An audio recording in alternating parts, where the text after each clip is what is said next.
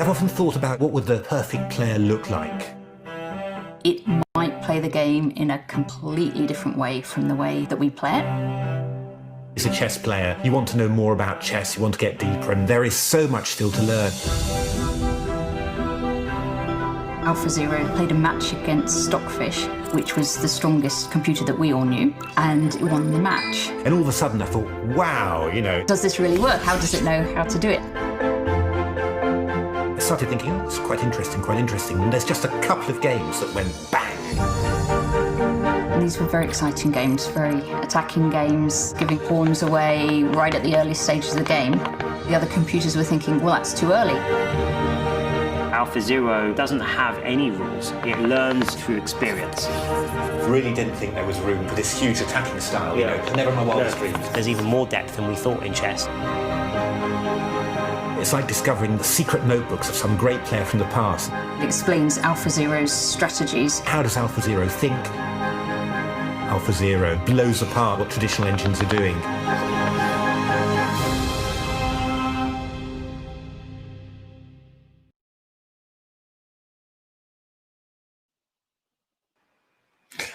Hello and welcome to this stream on the third day of the Caplin Online British Chess Championships. So welcome, Natasha. Today we decide who is actually going to qualify into the Open Championships and also the Women's Championships in the Caplin Online British Champs. Exactly, and it's been a very good competition so far, well, it's brewing up nicely. Really, there've been a few shocks along the way. I think yesterday in the men's competition, particularly, we had a few results that we hadn't expected. In particular, Peter Sauer was met very fierce resistance, I have to say. I think his opponents played incredibly well, and he didn't manage to keep at the top of the tournament. But we've got dropped a half point, didn't he? He dropped 1.5 points actually. 1.5 points. Indeed. But I think so he's got to do. He'll do well to qualify then. Indeed, because I think we've got quite a few people on maximum score, 100%. And we're kind of thinking that probably 4.5, 4 will be the score that you'll need to qualify. But you never know. You never quite know what's happening.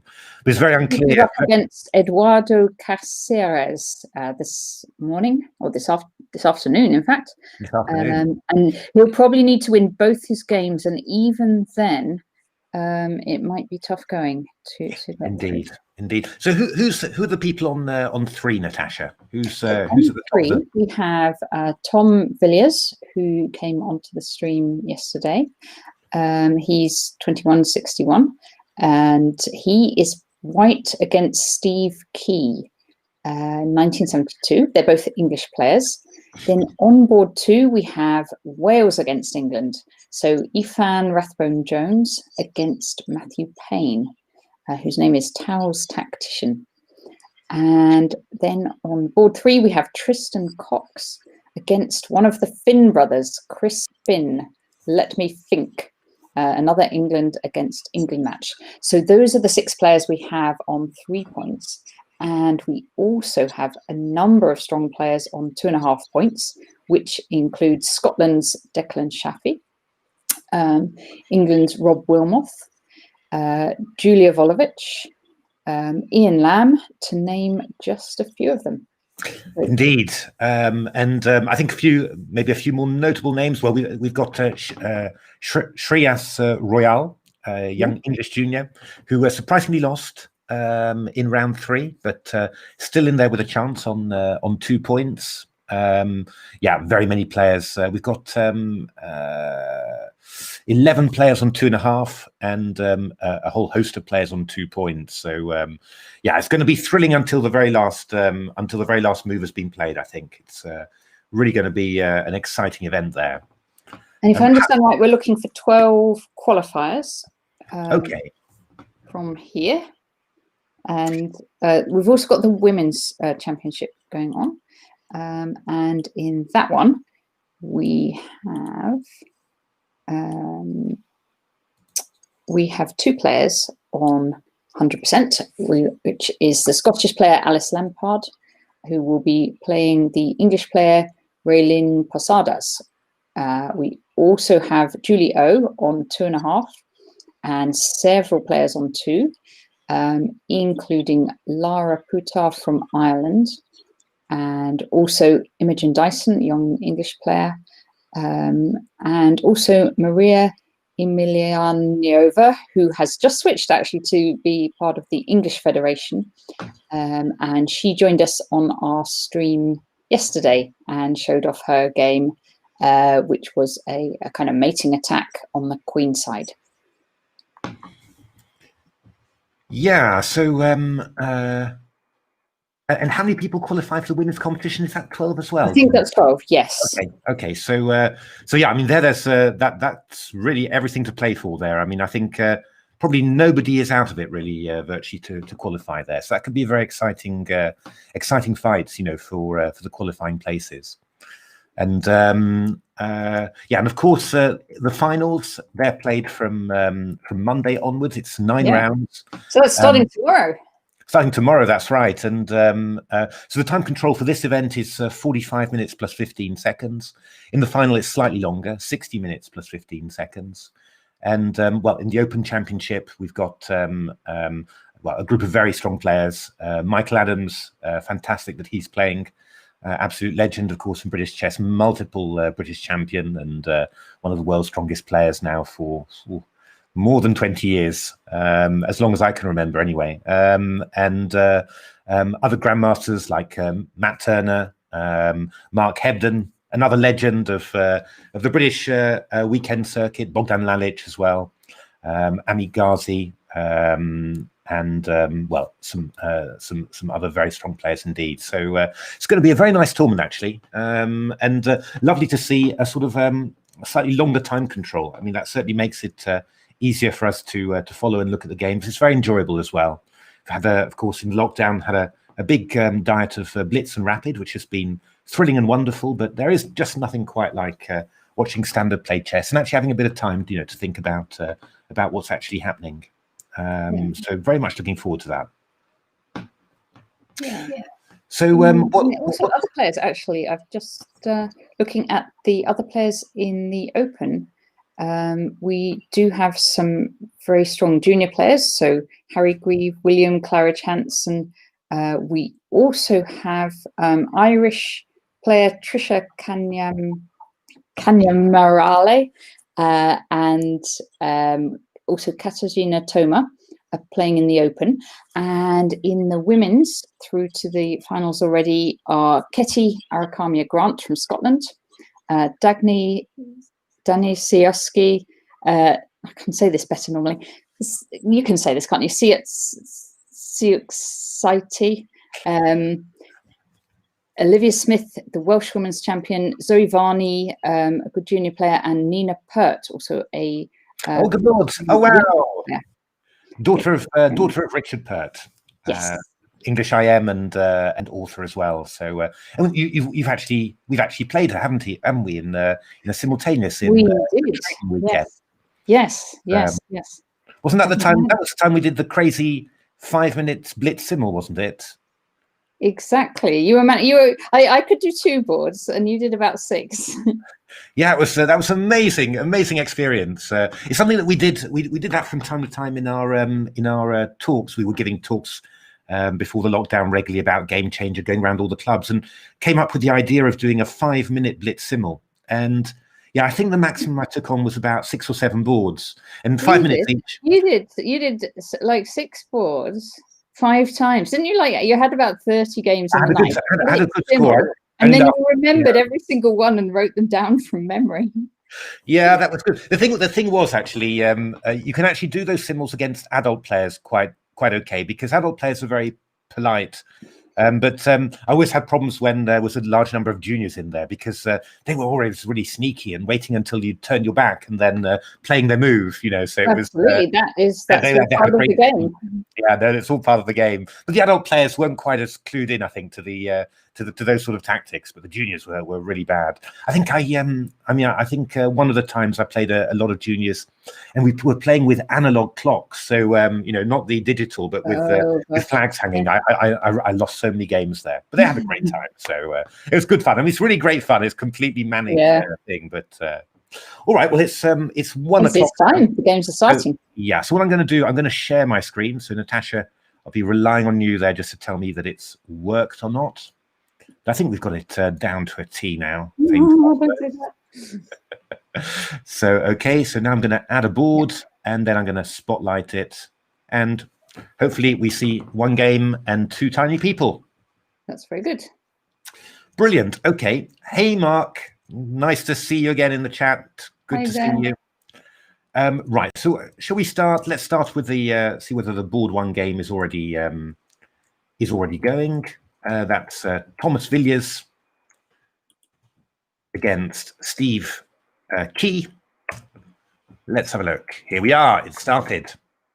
Yes. And Thomas playing 1 knight f3. Oh, a Dutch f5, c4, knight f6, knight c3. And Tom yesterday, he was showing us he played quite a long line with an opening trap in it. So I think he like knows his tricks in the opening. Exactly. So he has any lined up here. Exactly. Yeah. No, that was a very nasty trick. Actually, it's one of those things where you sort of say, "Oh, maybe I'm just going to end up losing a piece for 2 pawns or something." But here it was just a rook and the position as well. Indeed. Let the fun begin. Yeah. Oh, good Lord, all those things. Magic Hotel, a very long time ago, all these things. It's really, it feels like a lifetime ago. Maybe even in those days, it was in the days that I still had hair on my head. So very long time ago. Oh, okay, we're getting a Leningrad Dutch. That should be quite exciting. Now, I wonder whether, I knew Tom was going to do that. I thought he was going to do that as well, yeah. So, I mean, D4 would transpose into normal lines. I mean, you play D4 and then G3. Those are the normal lines. But I think he's going to go for E4. Is indeed going to go for E4 here. So slightly unusual. I mean, normally, let me just bring up an analysis board just to make that a bit clearer. Get my chess.com commands up. So I mean, normally, if you're going to play D3 and E4, you often do it here in actual fact. And this is a pretty dangerous gambit, this one, E4. If you take it, it's really, really fast. Bishop D3 and knight F6. I think you go knight G5 immediately because you've got this lovely threat of knight takes H7 followed by bishop G6 check. So that's one way that you do it. Not just check, it's checkmate. Checkmate, sorry, indeed. So that's one way that you do it. Now, what you also do sometimes is you play C4, and they might go F5, and you go knight C3, knight F6. And then, actually, I keep on quoting this book, a new book by Simon Williams and Richard Palliser for Everyman, called The Iron English, because this is the Iron English. You go D3, and then you go E4, like this, Botvinnik setup, D6, and then you put the knight on E2. That's normally the setup that you get. So you keep this diagonal of the bishop just a little bit open, and you also give yourself the possibility of playing, F4 later as well. So what Tom has done here is slightly unusual because he's played... he's put his knight on F3 already. He's put his knight on F3, and he's also played C4 as well as E4, so it's a little bit of a mix of systems, this one, but should be very interesting. It's not... I mean, you could imagine White later taking on F5 and going D3 to D4, actually, and then bishop D3, and just trying to... if black takes back with a bishop, you try and swap that off and then aim a little bit on this square. But Thomas played bishop e2. So it's going to be interesting to see what he comes up with there. Do you think he's going to try and get his H pawn going? He could do. I wouldn't put it past Tom because he likes his crazy stuff. So okay, that's going to be a fun one to keep an eye on. Let's just have a look. Shall we go for the other board one? Let's go for board one in the women's game there. So that's Alice Lampard against Raylin Posadas. So that is the only two players with 3 points in there.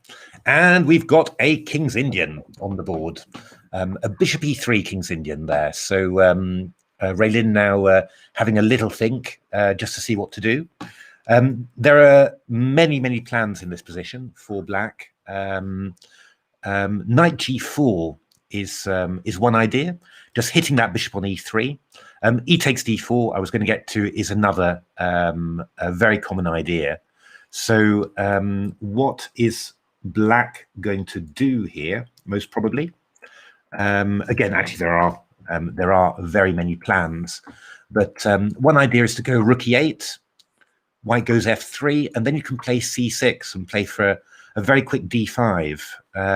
There's a very famous game of Karpov against Kasparov in this line, which I should maybe just try and bring up here, because it's an absolutely beautiful game. I mean, it's really a good example of kind of Kasparov was really so far ahead, because these are the sort of things that the top engines are doing nowadays, the amazing exchange sacrifices. And Gary did something like that very early. Let me see whether I can just bring up that game. It's actually, I couldn't even remember it. I think actually I don't even need to do it. I think the move it went something like Queen D2, D5, takes, C5, Knight C6, and Gary Karpov castled. And then Gary did this exchange sacrifice with Rook takes E3, takes, and he went Queen F8. I think I've got the right position.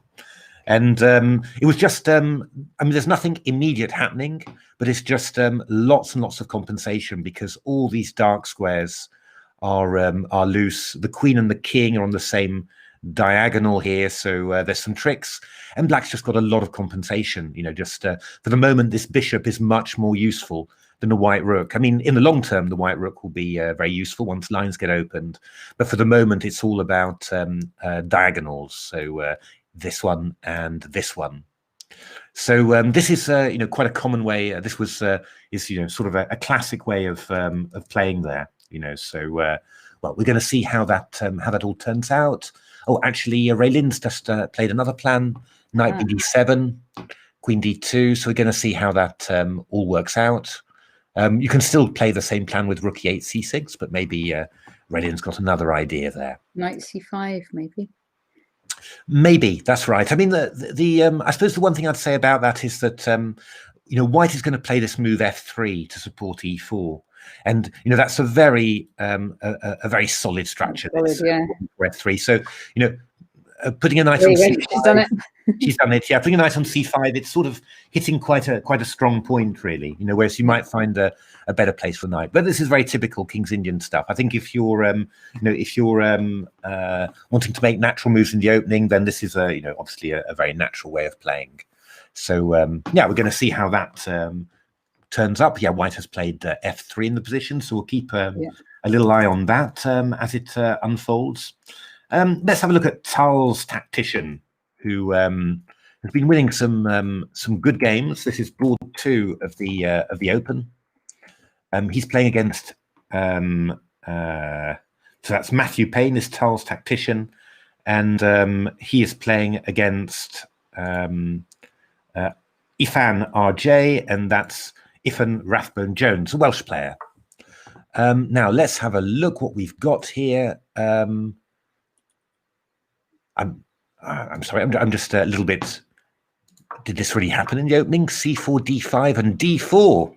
Oh my goodness! So White was offering sacrifice of. It was a sacrifice of a pawn offered with D takes E4, but Black did not take it.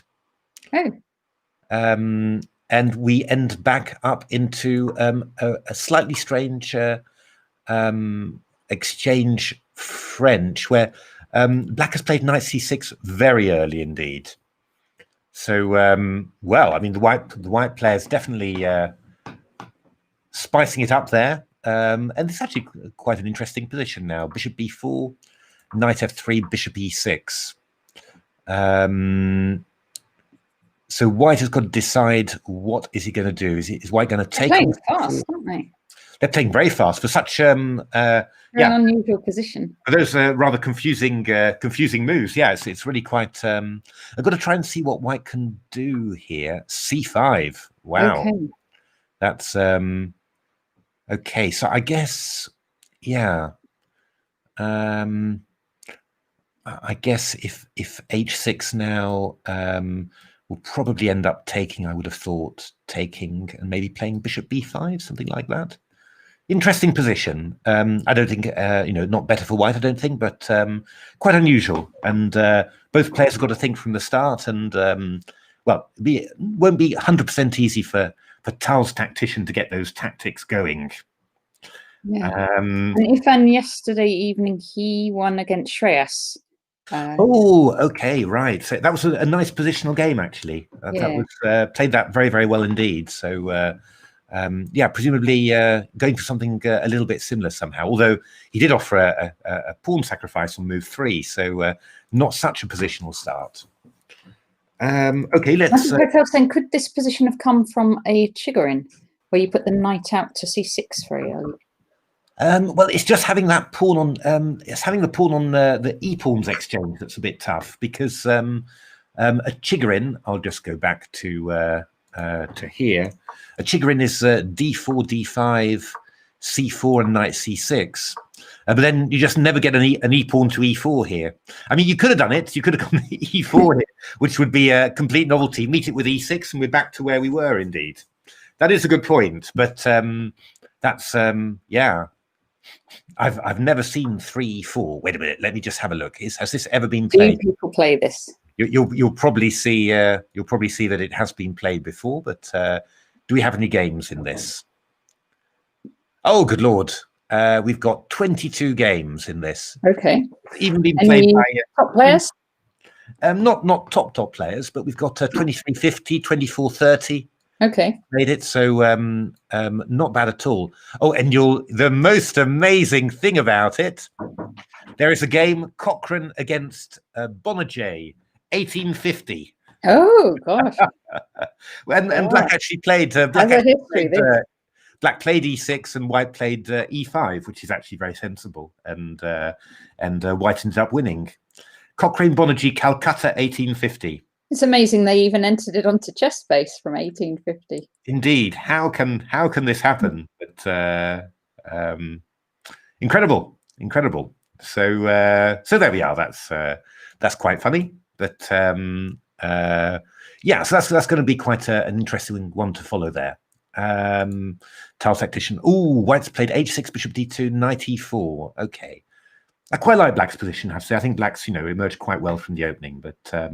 It's going to be, it's going to be a good, interesting tussle there. Let's have a look at Chris Finn on board 3. Black against Tristan Cox, 2141, one of the strongest players in the tournament. This had a great win against Peter Sauer, and we've got a slightly unusual little Queen's Gambit declined here. So that was d4. e6, c4, d5, knight c3, knight f6. The exchange variation, one I've played for, for a very long time.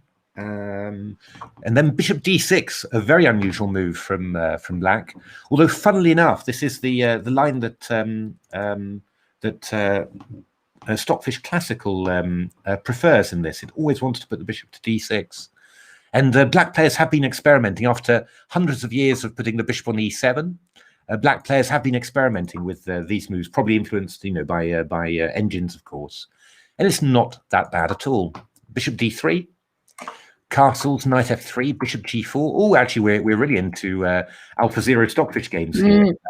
AlphaZero was always playing queen b3 in this position. Oops. Let me just get an analysis board up for you, because that's actually quite fun to show. So we saw some AlphaZero games, various ideas, sometimes playing castles first of all. I think rook e8. It wasn't quite that move order, and then queen b3, and just going for alpha 0. Very typically, sort of tempting black to open the g file, and then it played with king h1 and rook g1. We've got a few games like that in Game Changer, actually, with very good results. And I've also seen some games in this specific move order of alpha 0 where we had this move queen b3. I think black played b6 and then knight e5 here, bishop e6 and queen c2, which was quite awkward for black. And again, alpha 0 was just piling through on the king side there, just very aggressive play. White played it slightly more quietly. Bishop g4, played h3, bishop h5, queen c2, bishop to g6. In principle, not a bad trade for black to exchange off the light square bishops. And here, Chris Finn plays something quite unusual. He takes back with the f pawn here. Okay, trying to open up that f line. Yeah, trying to open up that f file. So quite intrigued how this one will go, because it's quite. This is not your average Queen's Gambit decline. This one, so it's going to be very, very interesting. So okay. Oh, we've got some nice games here. I'm really looking forward to this. Let's just have a quick look at the ones we've seen already. So, oh, good Lord.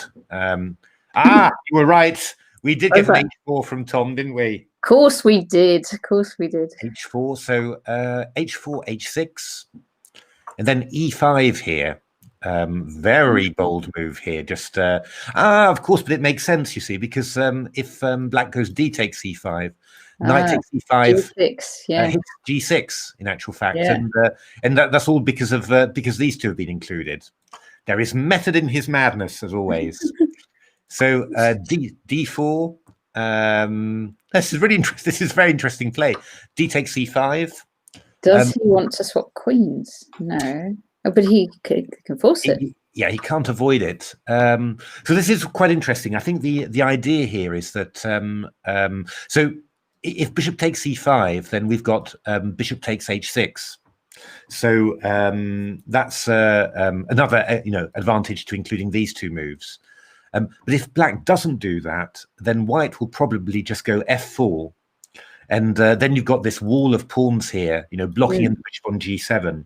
And I think that's actually very unpleasant for black. I think that would be a very nice ending for white. So I would have thought, I would expect black to take the queen and then take the pawn on e5, and it's probably even-ish somehow. Although still, plenty of life in the position. But I imagine that black should probably be doing, all right there. But very interesting play again from Tom Villiers. Always finding some interesting stuff there in the opening. Yeah, Steve, we haven't seen any of Steve Key's games yet, have we? Dingbat 27. No. That's he came through he came under the radar somehow, because we were looking at a lot of people with 2 points yesterday, but no, we didn't spot him. It's let's have a look. We've got a Raylin here, rook e8. So white thinking now where to put the pieces. In general, you should be able to play a number of moves reasonably quickly with white. Rook d1 is very typical. King h1 is also very typical. Good consolidating moves. If you're looking for active plans for white, you could consider knight db5 in this position. Actually, let me just bring up an analysis diagram there. So the game went knight d7, queen d2, knight c5, f3, went a5, I think, castles, rook e8. Knight db5 is quite an interesting line in this position, because you're actually stopping black from playing c6 here, because if black plays c6, then d6 is hanging. So it can be a slightly awkward thing for black, because your normal counterplay, you do often want to play the pawn onto c6 here, just to stop the white knight from coming into d5. This is probably quite pleasant for white, then this position? After knight db5, I think it's very pleasant for white. Yeah, because black has some problems just getting active. But yeah, I mean, white can also play. I mean, yeah, I said rook d1, king h1, and b3. That's another typical consolidating move. And then you might even look for to go g4 later and start maybe looking at going rook g1 and knight f5, this sort of thing. It's quite quite typical. Really. I think where to put that that light squared bishop, because most of the squares on the diagonal are now not possible. For black, you mean? Yeah. Yeah. I mean, it does often stay on c8, or you often play bishop d7. Something like queen e7, rook d8, and then you put it back on c8 afterwards. You go rook d8, and then you put it back on c8 afterwards. It's in this particular variation. This bishop does not have any great squares. It's just it's a piece that will come into play later. And you just got to try and keep it out of trouble. Yeah. Can be useful to support f7, f5, but obviously that's also against this structure. That's a little bit of a toughie, really. I mean, another way that black often plays is to try and play on the kingside dark squares. So knight h5, bishop h5, queen h4. Yeah. And then afterwards, a move like f5, can be quite interesting. But it's not easy for black. This is a quite yeah, it's a very rigid and solid pawn structure here. So I've played this system quite a bit with white, and yeah, I mean, I've always enjoyed it somehow. So yeah, white's played the very sensible rook ad1 there. So black's got to think what to do. I think the one thing that you have to point out is that after rook ad1, then c6 is still not possible here, because we've got this tactic that takes c6. And the pin on the d file. Bishop c5 is a very nasty pin on the d file. So yeah, black's got to be a bit careful for developing there. So principally, you say that that the white player there has made a good start anyway. That's definitely true. Yeah. What about board 2 of the women's? Julie O against Lara. Okay, let's bring that one up. A poisonous mushroom. Good Lord. That's a great username for Julie O. Where are we? Poisonous mushroom. There we are. Oh, we've got a French winner. Let's have a look how that went. That's always exciting. Takes, knight c3, d5, d4. So this is knight c3 against the French. It's the most aggressive line, and bishop b4 is fighting fire with fire. e5, c5 takes, and now black plays a side line, although it's been played quite a bit. I mean, knight e7 is normal, and then white often plays queen g4, which can lead to the poison pawn variation. Poisonous mushroom playing the poisonous pawn variation. Indeed, but queen a5 is another move. Bishop d2 and queen a4. One of those strange French maneuvers, but the idea is to to get at white's light squares, and black's going to try and exchange off this light square bishop, as we see actually does that successfully. Knight f3. You often with white you play a move like queen g4. Let me just bring up an analysis diagram there. You do often play queen g4 just to make black make a decision about this g6 pawn. I mean, if you play g6, then obviously you've weakened your defense of oops, terribly sorry, of these dark squares, which is very pleasant, especially because black's exchanged off the dark square bishop. And if you go king f8, then obviously you've lost the right to castle. And what often happens is that you then white then just goes back to d1 with a queen, and says, well, I've created this weakness, so I'll just go back and then I'll develop normally. That's quite a common way of playing. White played this just very sensibly normally. Knight f3, b6, and now probably a slightly strange move in a way, bishop e2, because that the black's going to play bishop a6. So if you are going to meet that with bishop takes a6, then you might as well play a useful move in this position.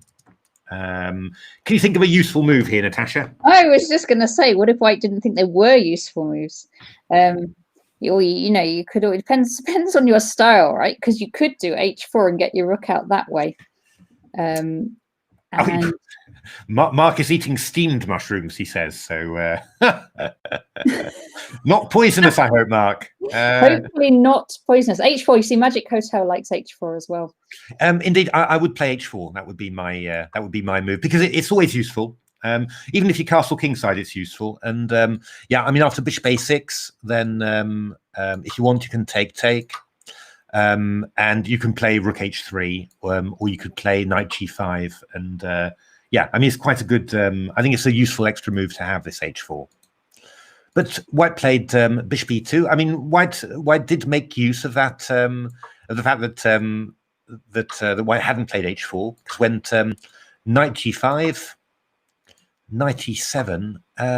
Now a slightly, again, I don't want to second guess too many moves, but a slightly strange move. I would have expected the queen to come to h5, to be honest. You know, attacking f7 and h7 straight away. But white played queen f3, and after castles played queen h3. Threatening mate. Threatening mate. But I think you could have gone to h5 immediately, to be honest. But okay. So black has to play h6 now. And then I guess that white is going to play knight f3, I suppose. Just checking that there's nothing like knight takes e6 here, but I think just takes, and rook f7, and we're probably that's probably absolutely great for black. So probably going to play knight f3, and are we threatening any bishop h6s is the question. Well, I wouldn't have thought immediately. And we can't castle. It's a little bit annoying, isn't it? Because we can't castle because of that queen on. Yeah, I mean, a move like queen c4, for example, is quite nice for black here. I think you can decide whether you're going to put the knight to c6 here, good Lord, knight to c6 rather, or whether you're going to play the knight to d7. And then if you play the knight to d7, then you can, protect your king with rook e8, knight f8 if you have to. I mean, black can also, look for a move like maybe like f5 or f6. That could also be possible. But I think having the queen on c4 is quite nice, because if you go bishop h6, then I get this move queen c3, as well. It's a bit hard to get the king safe somehow. So yeah, I don't know. I'd expect. I kind of think that the black is doing quite. It's got a nice French there. I mean, that would be my my feeling on that one. But yeah, I mean, we'll just have to see how that one pans out. Oh, and indeed, black has played queen c4. So. Yeah, something nice for black. Well done, Lara, or commiserations. You've played the same move as me. So yeah, I mean, black's also got the idea of playing c takes d4, and if c takes d4, you play queen c2. You don't want to do it immediately, but the queen is then able to come back to the king side, to defend if necessary. So yeah, I mean, I do quite like black there, I have to say. Shall we have a quick look at Rob Wilmot? Let's have a look at Rob Wilmot. Let's do that. It's well known to both of us, Rob Wilmot. Well known, I think, to many people. He's a chess trainer and also head of is it subscriptions for the ECF. Yeah. A very good player as well. Yeah. And let's have a look. He's well, in general, as long as he's not losing a piece, I like his position. So black's very nicely organized. White's got these pawns on c4 and e4, which means long term there's a square on d4, a nice outpost on d4 for a black knight. The only reason I was slightly worried about it was this little thing feels a little bit loose. Yeah, that bishop doesn't. Well, yeah, only has one where it can go.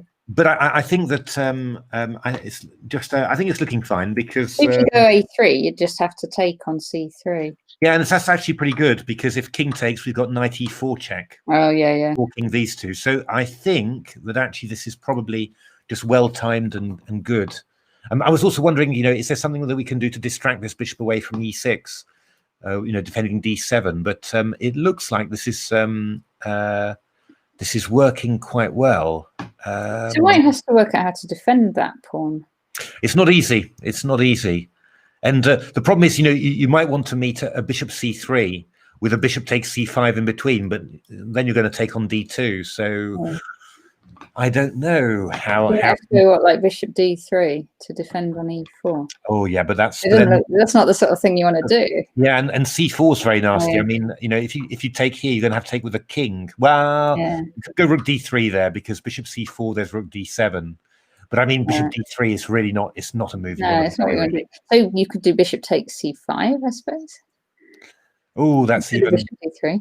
I know, but that's still not what you want.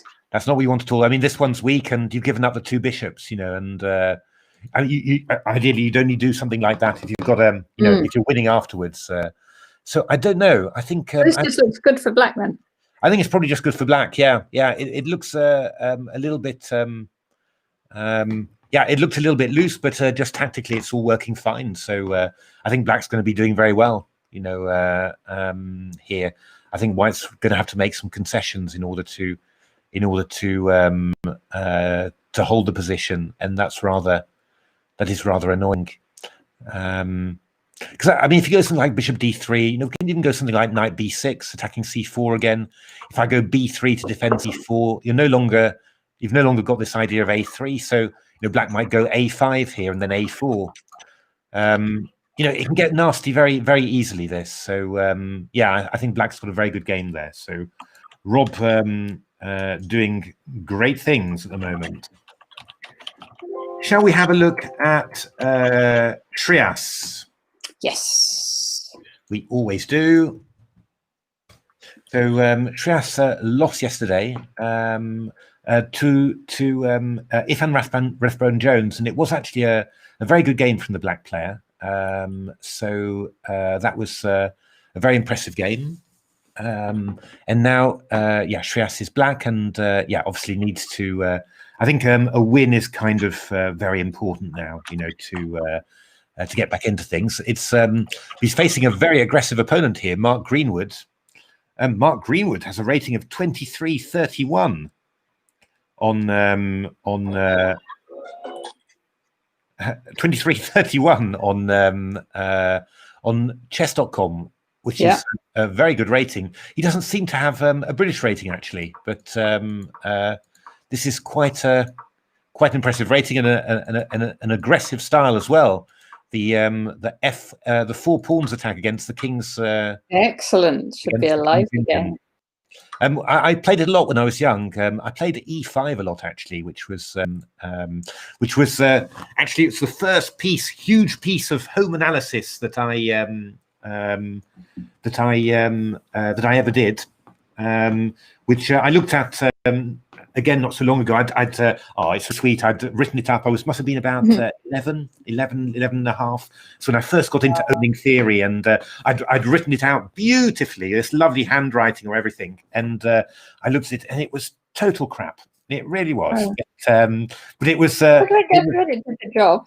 Yeah, it was, but it was great. I mean, because it was a double pawn sacrifice, and I found some gorgeous lines. I mean, that wasn't the problem, but of course, none of the lines really.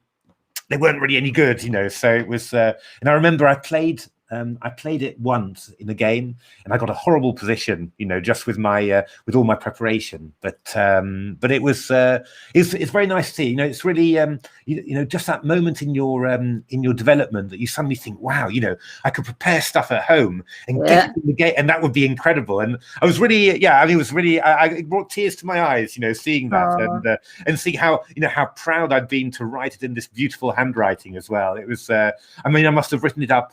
I remember actually I wrote it up 6 or 7 times because I made mistakes and I wanted it to be perfect, my perfect piece of analysis. It's really nice. It is a big, I think that is one of the stages in development of a chess player when you start getting stronger, that you suddenly get interested in playing the opening in a critical fashion. Because when I was young, when I was little, I played the London system, and I just played quite non-critical stuff. And then all of a sudden, I felt strong enough to do this, and actually it led to a big improvement in my game. I think around that time I went up from a rating of about 141 old style grades, or 169 to 211 or something. It was a big jump all of a sudden. That's a fast improvement there. Yeah, I was I'm exaggerating maybe. I went 141, 169, 184, and then 211, and then 225, and probably that was around when I was about 12 or 13, so I really made a big improvement. Yeah. My openings, they just get transformed from London systems to 4 pawns attacks. So would you advise the juniors today to study openings? I think it's important. I think this is more for probably for trainers. People don't tend to advise the juniors to study openings, although maybe actually. So I always took that advice of not studying openings, but actually maybe it is good advice to study openings. Well, I think you've got to be careful about it. But I think what you've got to understand is that the opening is a very specific phase with its own rules, and in principle, the opening it's a phase of balance, because you try and gain something, and but you have to give stuff back. And it's judging all that sort of balance in the opening that's a very important skill. And the more you study the opening, the more you understand that phase better. And I would never recommend, at a young age, just trying to rote learn stuff. Yeah.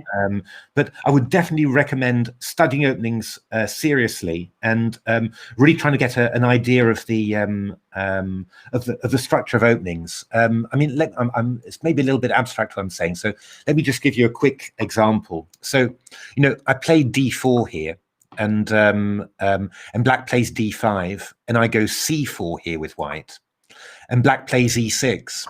And already we've got this whole question of balance, because black has consolidated the D5 pawn, so gained central space and grabbed it. But at the same stage in the opening, there's a mini concession because the bishop on C8 is trapped behind the pawn on E6. So that means that by keeping a central outpost, you're now going to have to find a good spot for this bishop, which it can't be on the C8 F5 diagonal. It's already closed. Maybe you're going to have to play, the bishop to this diagonal. But it's those sort of things, all throughout the opening, all those mini concessions and mini gains are being made. And I think understanding that's what you have to do as a junior. If you don't do it as a young player, I think you struggle later to learn your openings. Yeah. Is the English a good opening for an improving junior? So say a junior of 140, I'm getting this from the chat, 140 ECF. I think, also having a variety is not bad, is it? Yeah, if you're what I would recommend, in the good old days, when I was a junior, you played one opening, and that's all you played, and actually you were going to play that for the rest of your life. And nowadays, if you look at the top players, they play everything. I would recommend, at the very least, to have one go-to opening that you say, I always draw up my openings in terms of, imagine this scenario. I'm playing a critical last round game where actually I'd really need a win, but a loss would be really bad. So I'd love to try and get the better of a draw somehow. So I need an opening that I feel comfortable with, that can give me chances, but that isn't going completely crazy. That's how I built up the thoughts about what repertory am I going to build up. And that's the most important thing to have. I went through a stage when I was young, when I had lots of super sharp openings, and I really had a game in the World Under 16s last round. I needed a draw was probably fine for a bronze medal. It was a very tough competition. Shirov won it. I think Luthier came second, and all I had to offer was this enormously sharp line with a double pawn sacrifice, and I was doing great, but it was too much tension, and I lost. And after that was a key moment for me. I said, no, I'm not going to play such crazy openings like that. Not openings where from the start I had to give everything. And the English is certainly not a bad opening, but don't restrict yourself. build up one big opening, definitely. Have another line if you. Yeah, but also do try and vary a little bit, and from time to time get yourself out of your comfort zone and play other stuff. Because if you just play the English, all the time, maybe by the time you're 20, you'll never have had the joy of playing a 1e4 and an open Sicilian, and it's really worth it. It really is worth. The more openings you play in some way, the more flexible your mind is, and the more you're able to do. But obviously, you can't copy the professionals. They've got massive time to study all this. But a basic opening, for example, like the English, but also the willingness and the dare to play other stuff from time to time. That's definitely, I think, the best way to go. Just so that you don't get the English. That some of your games you're going to expect are going to go into an end game. And whereas if you play e4 all the time, you might finish a lot of your games on mating attacks. Exactly. Yeah. And then you, as a junior, I think it's good to have that experience of playing some of the games to the end game and getting good at that phase of the game as well as the attacking phase. Yeah, I mean, the one thing about the English that I'm would slightly be worried about for a junior is that it does bring up lots of things, but there are lots of move orders, but they are quite subtle, and I'm wondering whether you'll really be able to grasp them properly as a junior. Something like I'd really say something like 1d4, 1e4 is a little bit more direct and straightforward, and you can concentrate more on the middle games rather than on the subtle opening ideas. But I would say that one of the things that I regretted the most during my professional career was I didn't make a serious effort to play 1c4 and 1 knight f3. Yeah, and those junior 140 strength. I think that's kind of that's a strong junior, right? So yeah. But I'd really recommend 1d4, 1e4. But maybe just from time to time, throw in a 1c4 line and have a look, because the one great thing about playing a wide variety of openings as white is that you get much better against them as black. And I will say that during my professional career, I was always quite uncertain against 1c4. And especially, but also a little bit against 1 knight f3. And funnily enough, when I stopped playing, then I came back, and I've been playing 1c4, 1 knight f3 a lot. I've got so much stronger against it as black. It's night and day, really. So, really that variety is good. But I would say a 1e4, 1d4 is the best opening for a 140 junior, I'd say. Also, there's a very good book you can recommend in the English. Really recommended twice on the stream. Yes, okay. There's a new book by Richard Palliser and Ginger GM, Simon Williams. It's just come out, which looks quite good, for the English. Playing the systems actually that Simon always played as a junior and with great success. And but he graduated onto a lot of D4 as well. My son's coach, D4 means it's men's chess and E4 is for kids. Well, yes, I understand the comment, but it's what I like about D4 actually is that with D4 you can it's very easy then to learn knight f3 and c4, because there are so many transpositions. You can play 1 knight f3 first move and then d4 second, and having d4 as main and 1 c4 knight f3 as reserve ideas, it gives you huge amounts of flexibility for move orders. So but I would say that you really haven't experienced chess to the full if you haven't played the white side of a Rai Lopez or an open Sicilian in particular. I really think that's one of my regrets, that I prepared it loads of times as a professional but never dared to do it as white. Whereas as an amateur, I've been doing it and really enjoyed it a lot. So I think that's important. Yeah, D4 is can be very awkward for people. I think you do find that people often prepare a lot more against D4, not so much against D4. Let's just go back to the games, because we're getting carried away with the openings. Tom Villas. Sorry, it's terrible. Yeah. Natasha, you've got to stop me talking, because as soon as I get talking about, especially about openings, I love openings. It's I sometimes go over the top. So Black took the queens rather. Played bishop e6, knight d5. This was quite Interesting idea, this. I'm not 100% So sure still about. if black takes on e5, white can take on h6. Exactly. Yeah, you take on here. You take on here. Whoops, sorry. You take on here, and white takes on here. So black took first on d5, giving up the two bishops, but getting some dark squares. I'm not 100% sure about it, but yeah. The reason I'm not sure about it is that it's great if this bishop is tied down to this pawn. The light squares aren't great, but white does have a lot of plans with h5 and g4 to open up light squares. So I don't really think you're going to keep this bishop passive for too long. And well, actually, what can you say? I mean, that Tom's gonna open stuff up. And this has indeed been done. So, rook a6, bit of a creative maneuver there, getting the rook active, lateral defense there. G takes f5. Was that a bit early? I wonder. I would have fancied, if possible, playing an h5, or maybe playing a rook g1 first of all, just to. But okay, white took on it. The chat wants you to keep talking about openings. Oh dear me.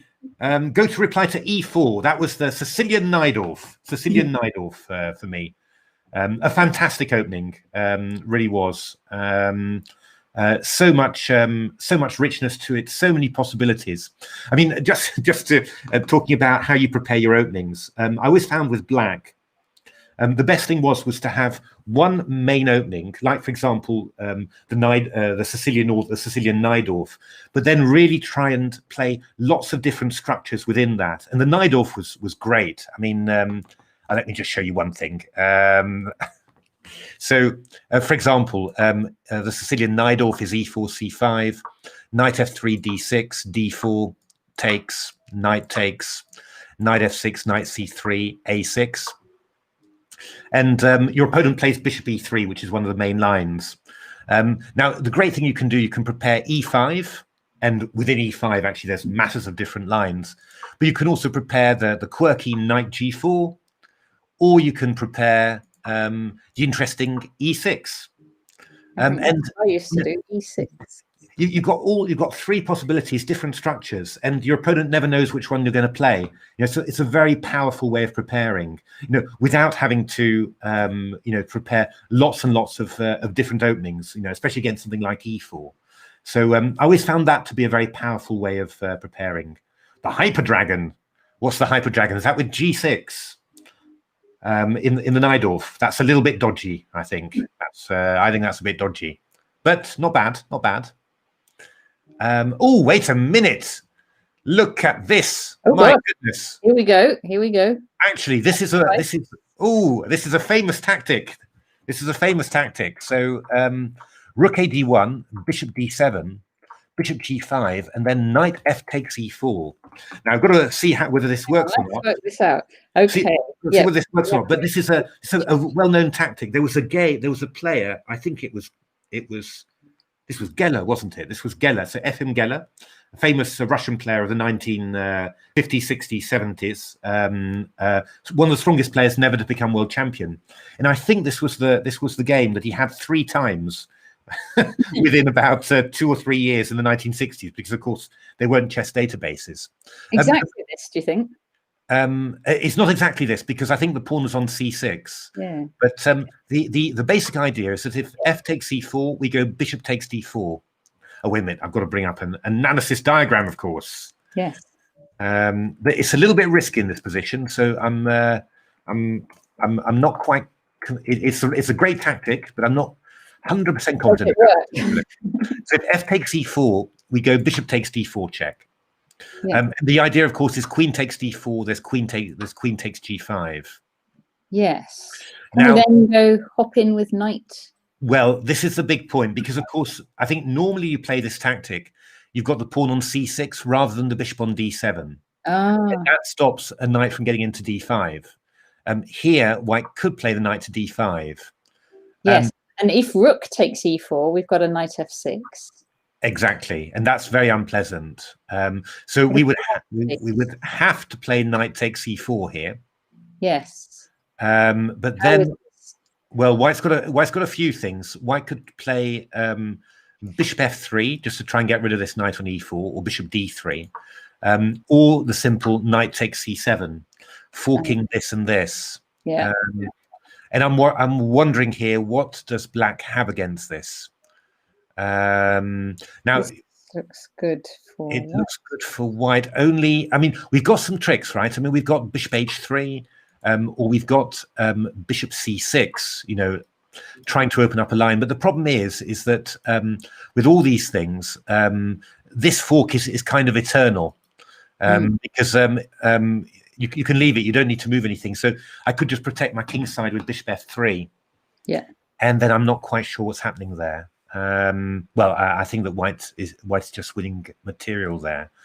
So let's have a look. There are other lines. So bishop d8, knight takes d2. That's just very good for black. I mean, that's just because I'm threatening bishop takes d4 check here. So that's always going to work. The other one you could do is go knight e4. Knight takes c4. Again, we've got this great fork. It's lovely tactics. Fe, bishop d4. Now, queen takes d4, there's queen g5, and that's good for white because there's no knight d5. But king h1, that's slightly more scary because obviously if the queen moves away, we've got queen d4, which just wins a piece. But I think that we can get away with f6. Okay. Now, I said this is slightly scary, but I think it's probably fine. Oh, wait a minute. Yes, it is. It is probably fine. I mean, if bishop h6, bishop e5, queen d5 check, you're hoping for king h8, queen f7, which would be rather scary, although probably not mating. But there you can just go bishop e6, you know, and you're covered. If I go queen takes d4, then queen f4 at the end. The crowd's saying. I'm not sorry. Sure. Queen f4 at the end. I guess with a queen f7 coming in. Here, you mean? I guess just before that. Maybe when the bishop's still on prise on g5. Yeah. Queen f4. Here? Sorry, the crowd's saying queen f4. I'm not sure really. I mean, queen f4. I could go. I could do lots of things. Bishop e5, fg. But I think after f6, I think we take on d4 here. I mean, I think that's the point. And then fg, and then we would love to have something like c5 here, for example. Now, I don't know whether white is better here, but I'm a little bit nervous about it. I guess we go bishop e6 here as black and cover this diagonal, and maybe it's all panning out all right. That sort of looks okay. It's a little bit scary, to be honest, but that might be turning out okay. I can just going to have a little look just to see whether there's anything else there. Takes, check. I mean, if king h1 here, we could go bishop takes c3, which is very clever. B takes c3 and knight takes c4. This is the big idea. And obviously bishop d8, we've got knight d2. And because we're hitting this rook on f1, we can go rook takes d8 after. Yeah. So, but I do think that that white's best idea is to go fe4, and after bishop d4, then just to take on d4, queen g5, and knight d5. And I think there's good for white. Well, now what I'm just wondering about here now is whether we can be a little bit more creative there, and whether we can play the move rook e5. Ah. Okay. Or we could even if we go knight f6, you're claiming that bishop on d7 is defended by the knight on c5. I am indeed. Now you don't want to go king f8 because knight h7 check is quite good. Yes. And king h8. I don't know how bad this is. Takes, and rook f7. Maybe it's not so bad, but it makes me feel a little bit nervous. But I think we can just go king g7. Looks a bit nerve-wracking with that pin, but actually I'm just not sure at all how white is going to improve the position there. No, how would you improve that? I don't think you are improving that, actually. So that just looks quite good. So maybe. Okay. So with rookie 5 at the end, this is. I mean, there's actually rookie 6 as well, funnily enough. Because and you're not talk. I was thinking I'm just going to take it. If you go Queen F6, I would take and claim that I've got 2 pawns for the exchange. You know, which is not bad. If you took with a rook on F6, couldn't we take on C7 though with the knight? Yes, indeed. And then after knight C7, I go rook E4, and I'm out of the pin. I'm out of the fork, rather. Yes. So this is actually possible. So maybe, but I think, you know, that's just over-egging it a bit, maybe. But rook E5. So, I mean, knight C7. And now we can do 2 things. You could go rook C8, but I think rook E4 is not bad, actually. Because Queen D6, I've got rook E2, obviously. This is quite good. And where are you going? Maybe Queen F2? Yeah. But then I will go rook F8. That's the key point, covering my F7 square. And black is actually a pawn up. Or we can take on D6. You can take on D6. That is absolutely true. But I was actually hoping I was going to be able to free this one and fork these 2. But now that I look at it, I don't actually see it. Okay, but I'll go bishop H3, bishop C6. You know, I like black, actually. I think black's doing very well. Maybe Queen E5 even, actually. Oh, Queen E5. I'm forking these 2. Okay, you are. And if you go rook D2, I go Queen C7 and pick up the knight. I'm not going to do that.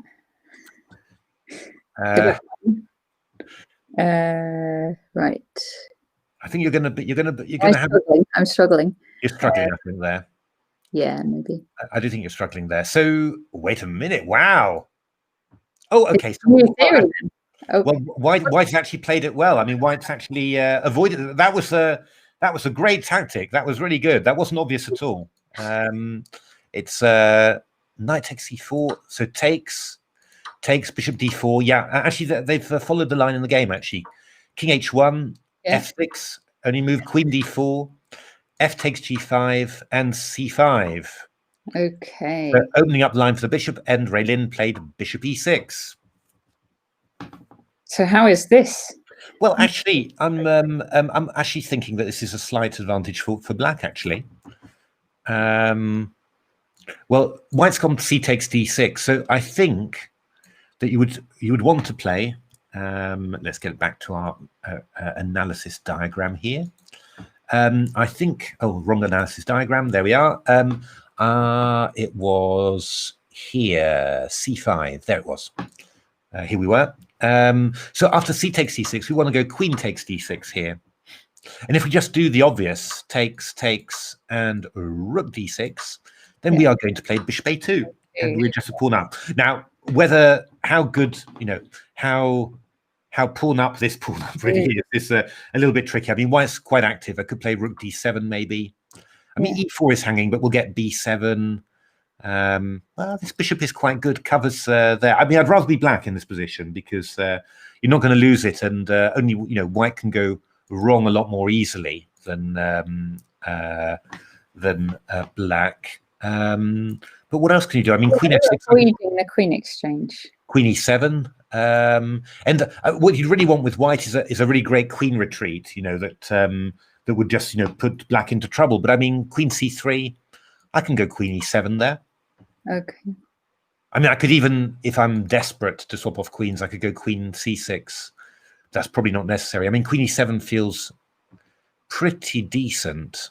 I mean, the only thing you've got to watch out a little bit is stuff like rook f6, because on e6 and then bishop rook e6, and your king is a little bit open. That's maybe, but I'm not 100% sure. I have the feeling that a lot of the tactics are not really against you. For example, here, rook c1. Sorry, rook c1 maybe. c1. Yeah. Instead of d1, you mean? No. Now. to And just now rook c1. Yeah. This would be possible. I mean, we could try and take on a2, but maybe you'd have b3.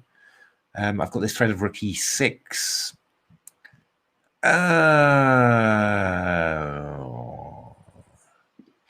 Yeah, I think maybe queen c3. Maybe this is going to be.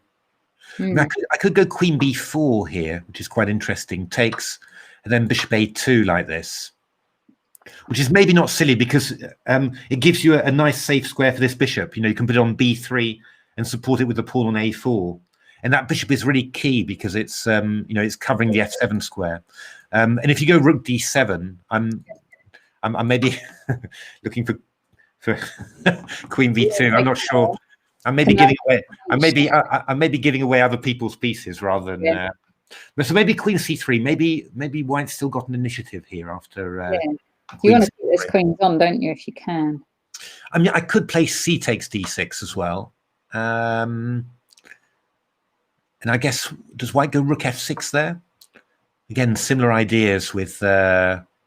Yeah, I mean, no, I think this is still a very unclear position. I think after queen c3, then you'd say that White has got a good initiative for the pawn. So maybe then a move like queen c6 should be considered. That is possible. Because obviously queen c6, bc, you're a pawn up basically with black. So, I mean, you're not worried about that at all. So where would you put that queen? f6. f6, yeah. I'm thinking I'm just going to take on here, actually. That's I just take a pawn and also threaten the exchange of queens again. Oh, you're like Keith Arkle. Chasing my queen around the board. The queen takes g5 then. Yeah, queen g5. It's possible. It's possible. I mean, I've got queen e4. You know, I can do all sorts of things like this because bishop d3, queen e5, and I just keep on chasing your queen all the time. I'm not sure. You know, I'm really not sure. I mean, yeah, rook f5, queen b2. I'm sure my engine would say this was winning for black somehow, unless it wasn't. Yeah. But I think I think probably this sort of thing. But yeah, I think queen c3, queen c6. Yeah, we need to find a good move for White. But it's compensation. I think definite compensation for White there. Can we check in on c takes d6 was played. Yes, go for it. Yes. How about let's see how Tom Villiers is doing. Oh, that's right. He's where is he? Oh, he's up there. So g4, we got g takes f5, takes bishop e3, king h7. Yeah, that's what I would have liked to have played. I would have loved to have played h5 really, because here the king's sort of safe on the side there. I think Tom maybe missed a trick there, but this is a nice plan. Really developing the bishop round to d3. That's a good plan. Knight b6, d6. Rook d6, f4. Wow! These tactics. Yes, what's happening with this bishop? Trying to work out. Yeah. What a great idea. Oh, look at, wow. This is really great play. This is really good play. So just to make it clear to everyone, so bishop d4. Listen. In the immortal words, let's bring up an analysis diagram. This is really great. So f4, bishop d4, we just take it and play bishop takes f5 check, which wins. So black goes rook c6, king b1, bishop d6, only move the bishop. Yeah. And then we've got bishop b5 and the rook's trapped. Oh, yes. That is very nice. The only slight fly in the ointment there is that we can play bishop c5 for black. Bishop c6 and bishop e3. I guess White plays bishop b7. We go bishop f4. Well, White's exchange for pawn up. You've got these two connected pass pawns, but well, yeah. I mean, I'd much rather be White. Put it that way. But Black's still got some chances to resist. But wow, great idea. Thomas, and yeah, indeed, we've got this line. This is going to be a bit of a sharp ending here with these two connected pass pawns against an extra exchange. Oh, but that's much cleverer. Yes, that's much cleverer than what I was saying. So the idea is if bishop f4, white's going to insert rook e7 first of all. Ah, that's much cleverer. I don't think black can do anything about that. Oh, so it looks like I would be betting that Tom Villiers is going to go up to 100% with looking at this one. Let's have a look at RockTroll. Let's go for board 2. Yeah. What have we got here? Bishop d1. Oh, lots and lots has happened here. Now, in general, I definitely like black here. And why is that? That's just because of the difference in these two bishops. So this bishop is has got lots and lots of great light squares it can deploy on, and this dark square bishop doesn't. And with major pieces, that makes up really for that. The pawn structure is a bit broken, black's pawn structure, but that's less important, I'd say. Yeah. Yeah, I mean, with opposite colored bishops, but with major pieces on, opposite colored bishops are a huge force. Yeah. And I mean, what is black going to do? I mean, I guess that g4 and bishop f3 is a very obvious way of getting this bishop active. And if white goes something like f3, well, yeah, you can target it probably with pieces. But I mean, also move like bishop b1 to d5 is absolutely lovely, you know. And probably what I'd recommend actually is getting the king f7, e7, d7. Put the king over there, and then afterwards you can just move these kingside pawns forward in complete safety. Yeah, this is completely winning for black, I would say. Everything onto white squares there.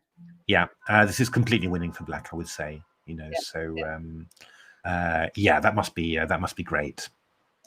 Let's have a look. RockTroll versus Let Me Think. So, yeah, this was the danger of taking with the f pawn on g6 early on move 11 here. The chance that a knight can get itself established and cannot be removed by a pawn.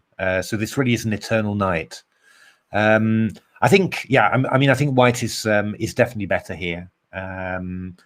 But black's not lost by any means, but white's definitely better here. Yeah, I think white's definitely going to be the one pressing here.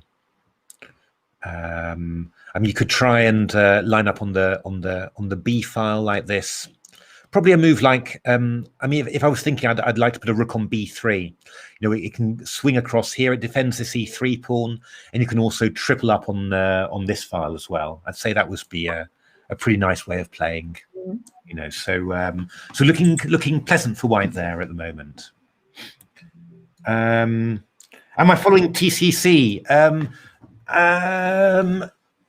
Not too much at the moment, amazingly enough. I lost track of it after season 20 ended a little bit. I was interested in the qualification league with all these new engines with funny names, but I've lost track about it. But Div 1, yeah, I mean, I will catch up when Div P comes along. I'll get back into that because that's going to be fascinating. Zero asking. Test Zero, that's right. So it's yeah, no, Div P is going to be fascinating because there's the new Komodo Dragon, I think, that should be playing. Fingers crossed, hopefully. So yeah, you know, hopefully that's so that should be another sort of challenger for Leela Zero and Stockfish NNUE. So going to be very exciting that. But as soon as Div P starts, I'll get back into following it again. Let's have a look. This is Poisonous Mushrooms against Lara G. Now, we left it at this stage where black had played Queen C4. And indeed, this was a very annoying queen that was stopping, well, really stopping white from castling and also from moving this bishop. So white played to exchange it. But this is now very, very pleasant for black. It's a dream French, really. Light squared bishop exchanged and better pawn structure. And well, look at those pieces. And I mean, this c4 square, the queen isn't using it, but a knight could have a whale of a time on a square like that. So and black seems to be doing very nicely here. Rook b1. knight f3. Now, here black plays something a bit strange, actually. I would have just played knight a5 here, which looks so good to me, you know. And you're going to play knight c4, and I would really want to play my king over to here and just try and bring it round here. That's what I'd love to do, and you know, just pile in on the white queen side. You know, I mean, you can really do a lot of damage there. Now, I think white does. I don't really see what white can do there. Black played d4, which is well, it's liquidating, you know, a big weakness of white. You know, and also freeing this dark squared bishop. So I mean, I think black's. I would probably still prefer black, but also you know, you've also let your rook get kicked back. I think that was just. Probably trying to get her knight in on d5. Yes, that one's definitely coming in there. Rook d1, knight d5. Ooh, yeah. Sorry, Tess Zero giving some more news about the computer chess championship. So a new net by Jay Hortos, stronger than latest Stockfish NNUE. Wow, that would be something. It wouldn't in this season.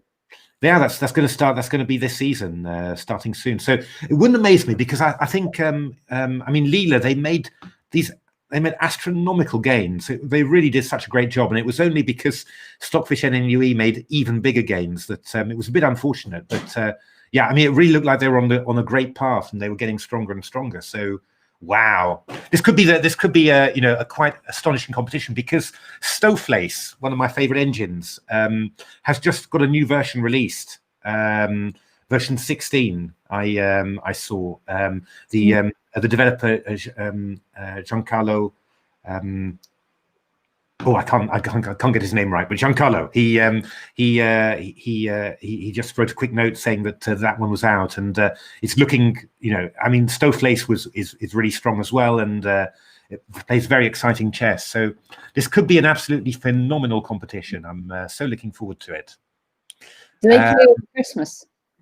Yes, that's going to fill up our Christmas, basically, because the engines don't stop for Christmas, I don't think. Certainly the TCC chatters don't stop for Christmas either. They're 24/7 chatters, those guys. We're in tier 4 lockdown then. Exactly. Can't do anything anyway. It's so oh wow, okay, lovely. That's a great thing. Looking forward to it. I mean, please, any viewers, if you don't know what we're talking about, I'll just put it into the chat. It's PCC. Oh, Pascuta, that's right. That's right, Mark. Thanks very much. So, PCCchess.com. Long play chess, 24 hours a day. The best players that have ever been in the world, playing absolutely fantastic chess. I mean, I've done some videos of previous series, and you've got these crazy stuff like queen sacrifices for one piece or whatever, and but you still got a positional advantage all the way. Yeah, no, it's really phenomenal. So, you know, do take a look, and I'm in between work, I'm tweeting a lot as well about it. So well worth following. Fantastic stuff. So knight d4. Bishop c1. So how did this go? Bishop e3, knight c3. Well, black's managed to re-establish a bit of control, but it was a real shame to get rid of those double pawns there. So rook b3, knight e4 check, king f1, knight f5. Black's playing around with the knights there. I'm a teeny bit worried actually about this knight. It's a little bit short of squares, but rook d8. No, that should be fine now. And knight e7. That's not what I would have thought of normally. d5 again, I suppose. Yeah, I think maybe it's a good move actually. It's just we can just go rook d4 here, can't we? And I'm forking the knight on e4 and the pawn on c4. So I'm a bit concerned there actually. You're going to have to play knight c3, aren't you? You're going to be losing a pawn. Yeah, that's gone a bit wrong, I think. Oh, rook a8 has been played. That is very risky. I mean,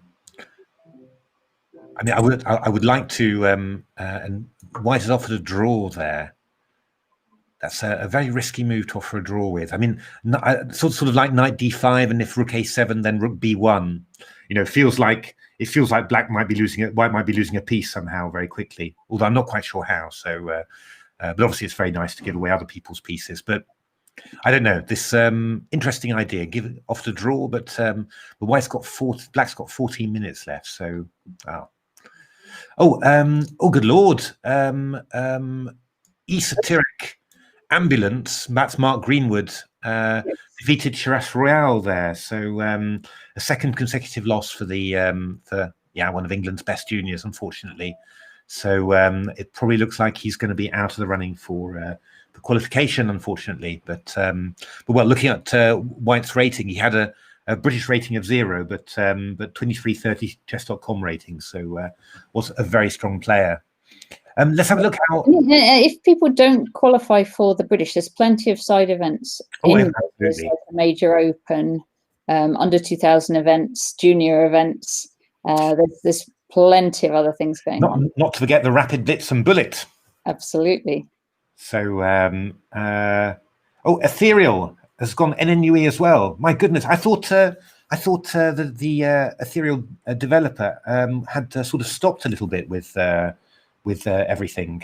Well, he was making these tiny little nets, wasn't he, with special things for special structures, a neural net for king and pawn endings, a neural net for rook and pawn endings, that sort of thing.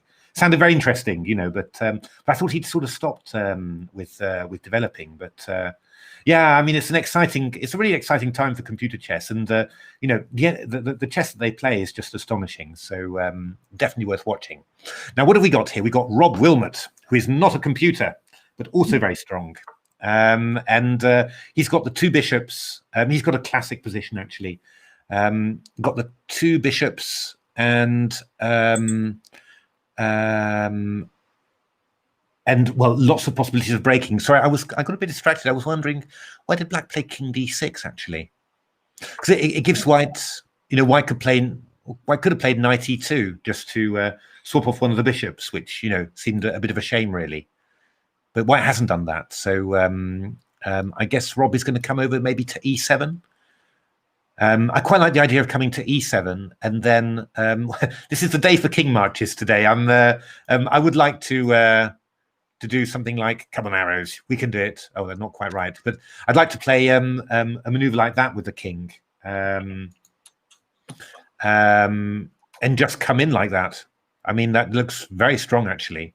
I mean, you could also play f5 and put the king round to f6, and then just, you know, start advancing like that. That seems very strong to me. I mean, why is black's position so strong is simply because white doesn't have pawn breaks, and black does. And that's all to do with the 2 bishops. But, you know, b4 is impossible because of bishop c4. I mean, anyway, b4 would really, you know, would make another weakness on here. And on the king side as well. I mean, black's got the breaks. I'm a bit surprised that Rob's doing all this action with a king on d6. I mean, I find that's the only thing that's rather. I keep on getting worried now about this, because that looks a little bit. It's a really strange thing to do. You know, I would really have just put the king on e7, and then you go f5. Because any breaks that white makes, any pawn moves that white makes, is just going to worsen the position. Because after f5, I'm wondering, you know, I start wondering a little bit about, can you go a move like f4? And then if f takes e4, then I've got a knight e4 check. Okay, yeah. You know, and if you move the king out of the way, then there wouldn't be that. You know, it's that sort of thing. I mean, probably this is just great, you know, and it's not a problem. But you're just opening yourself up maybe for a few tactics, which you wouldn't really need to. I mean, there's also ideas like, you know, I could go knight f4, for example, and if ef, I've got rook d4. Maybe nothing at all, but, you know, just it just gets me worried, those sort of things. And they're really, you know, there should be a technically winning position. You know, there should be with best play. You know, white shouldn't be able to hold this. I'm absolutely convinced. So yeah, you know, I mean, this is just very, very strong. So okay, but it's still looking good for Rob Wilmot there. So let's have a look. What have we got about our top game on the women's board? So yeah, I mean, black played c takes d6, which I think was possibly very sensible. Bishop c4, queen e7. Bishop c4. I'm wondering about. I was kind of more thinking of a move like rook f6 actually. That felt maybe stronger. Bishop c4, queen e7, rook f2, rook f8. Black playing very sensibly there, just exchanging off a pair of rooks. Rook e8, bishop d5, b6. Yeah, so who is better and why? I guess that black's a touch better here, just because you're a pawn up, and there's no mating. You're not going to get mated or anything, not with. But just a little bit difficult for black to do so much because the king is so exposed. I guess maybe if you could hide your king round here, you might be able to do something. But white's king is fairly well placed, and you've got these double pawns, so your kingside majority is not that great. So, yeah, I would expect this most likely to end in a draw. But in this sort of time control, things can go wrong. It's a fair bit ahead on the. Yeah, that's the only thing I think that you might be a bit worried about with Raylin, is that she's only got 3 minutes left. But the position's pretty good, actually. I mean, you could go king g7 here, actually. This might be quite a good one, because you're going to get the opportunity to put the king round to h6. So that could be pretty good. I think that's what you'd want to do. Queen d4 check, we go king h6. Queen b6, we take on e4. Then you could take on a5. That would be annoying because white would pick up 2 pawns there. Yeah.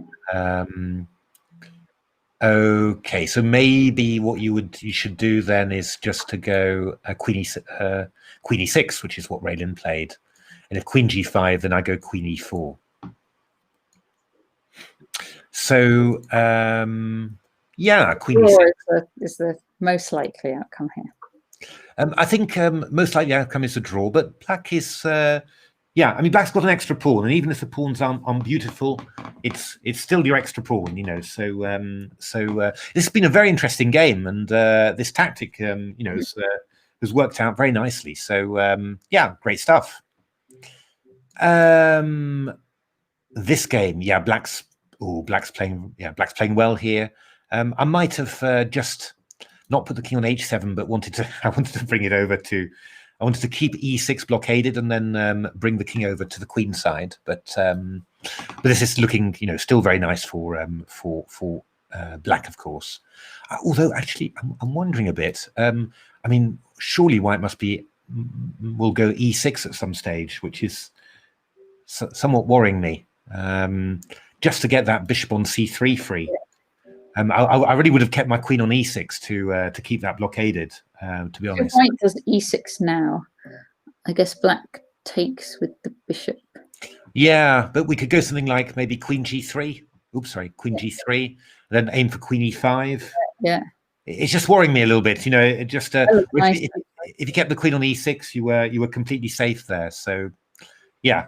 Well, as always, there's plenty of play there. Oh, by the way, it's Ian Lamb, isn't it, against Rob Wilmot? Boy. Yes, we followed his game yesterday. Indeed.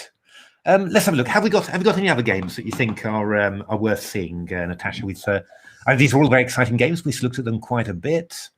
Yeah. We could look at Simon Smith against Julia Volovic. Oh, that's a good one, indeed. We followed Julia yesterday, didn't we? And played very, very well. Simon Smith against Julia Volovic.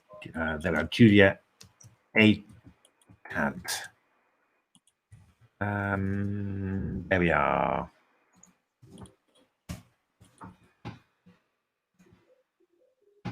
Oh, wow, this is a Sharpie. So this was a French, wasn't it? Oh, and Julia even played my famous move. Hey. Great H6. Indeed. And Michael Adams was once less than complimentary about that one, but I've scored brilliantly with it, I have to say. So played it quite recently as well. Last game I played before lockdown against Justin Tan, Grandmaster, the 4 NCL. I managed to win that one, although I think I was a bit worse at the opening. So, but this has gone crazy. This has. So white has sacrificed how many pawns? 2 pawns, and black has taken them. And so what white actually has? Well, white's got these 2 knights aiming for this square, and I guess with white, probably a move like f5, maybe after queen f3 is what you're looking for, you know, just to break through. I mean, I take these positions with black. I mean, I'm a French player nowadays, and you know, you just always claim that these are good, but they are quite scary. What possibilities does black have here? I mean, d4 is one idea. That would be quite interesting. Let's just bring up a little analysis diagram there. So d4 is the kind of the obvious one. Why is that? It's just if bishop d4, I've got rook d8. You know, that's the sort of thing that it just occurs to you quite quickly. Yeah, still wouldn't be completely clear, but it does. Yeah, I mean that would win a piece. But you could do something like, for example, after d4, you could go something like queen f3, for example.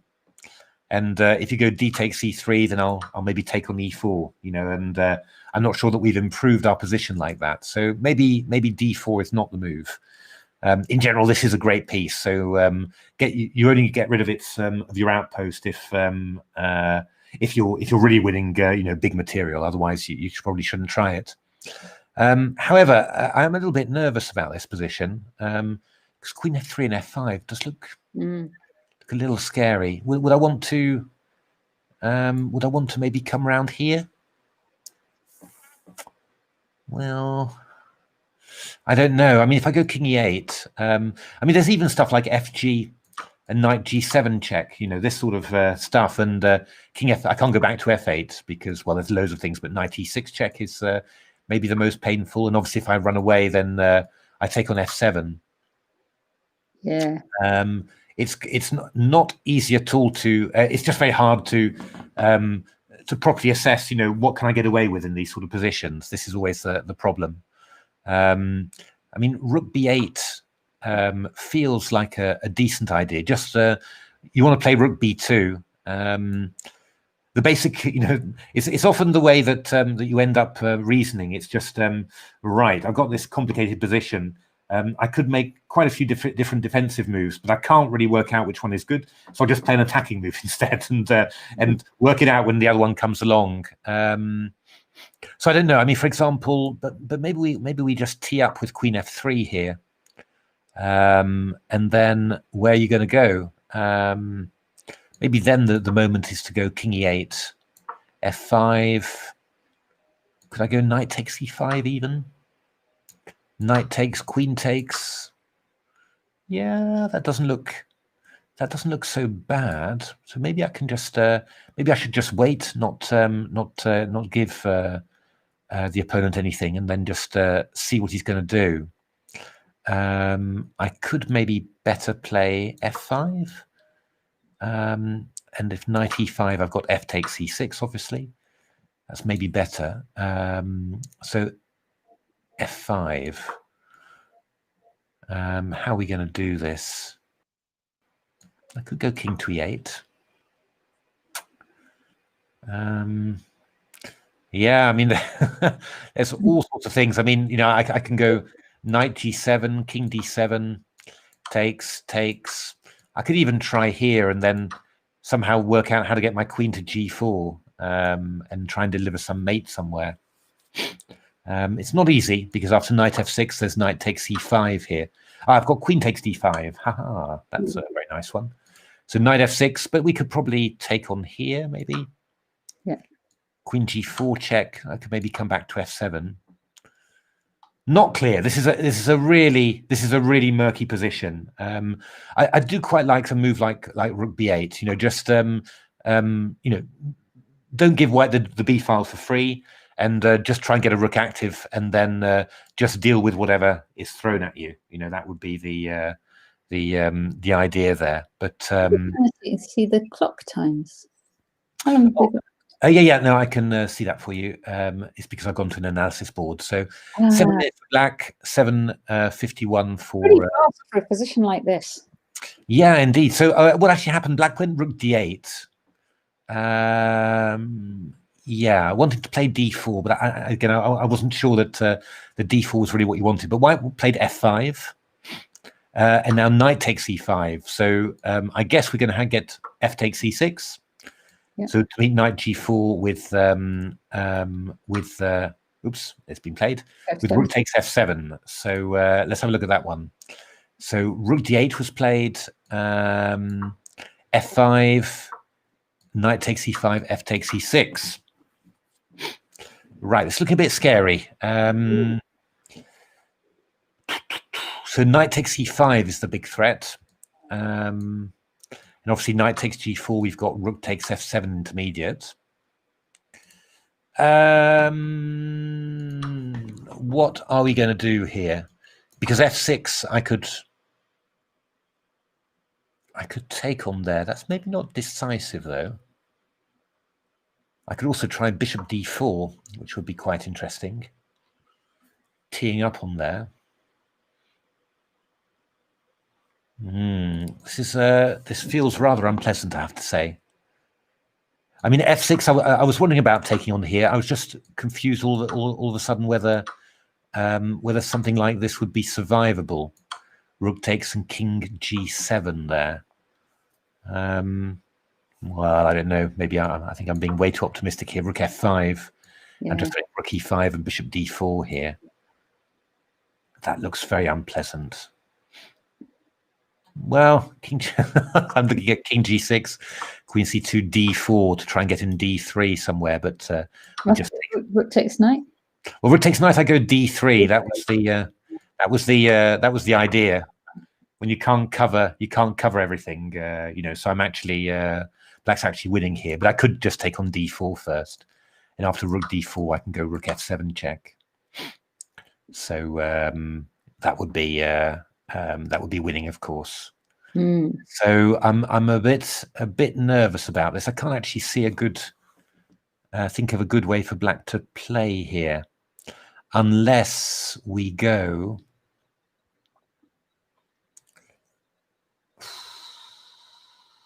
No, I'm not sure. Could I go c2? Maybe c2. I want to do a brilliant mate. Actually, I want to go.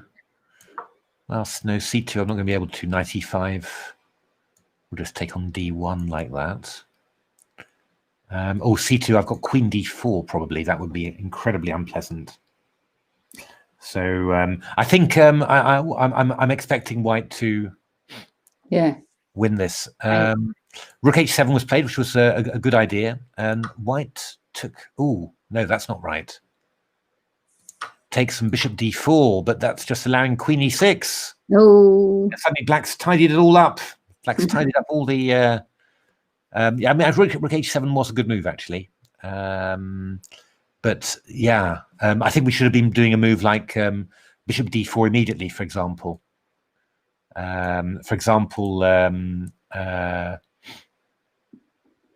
Where were we? Rook d8, f takes e6. We were here. You could play, so after rook h7, you could play a move like bishop d4. And if knight c6, well, maybe you can throw in this one. Takes, knight takes, and rook f7 check. Yeah.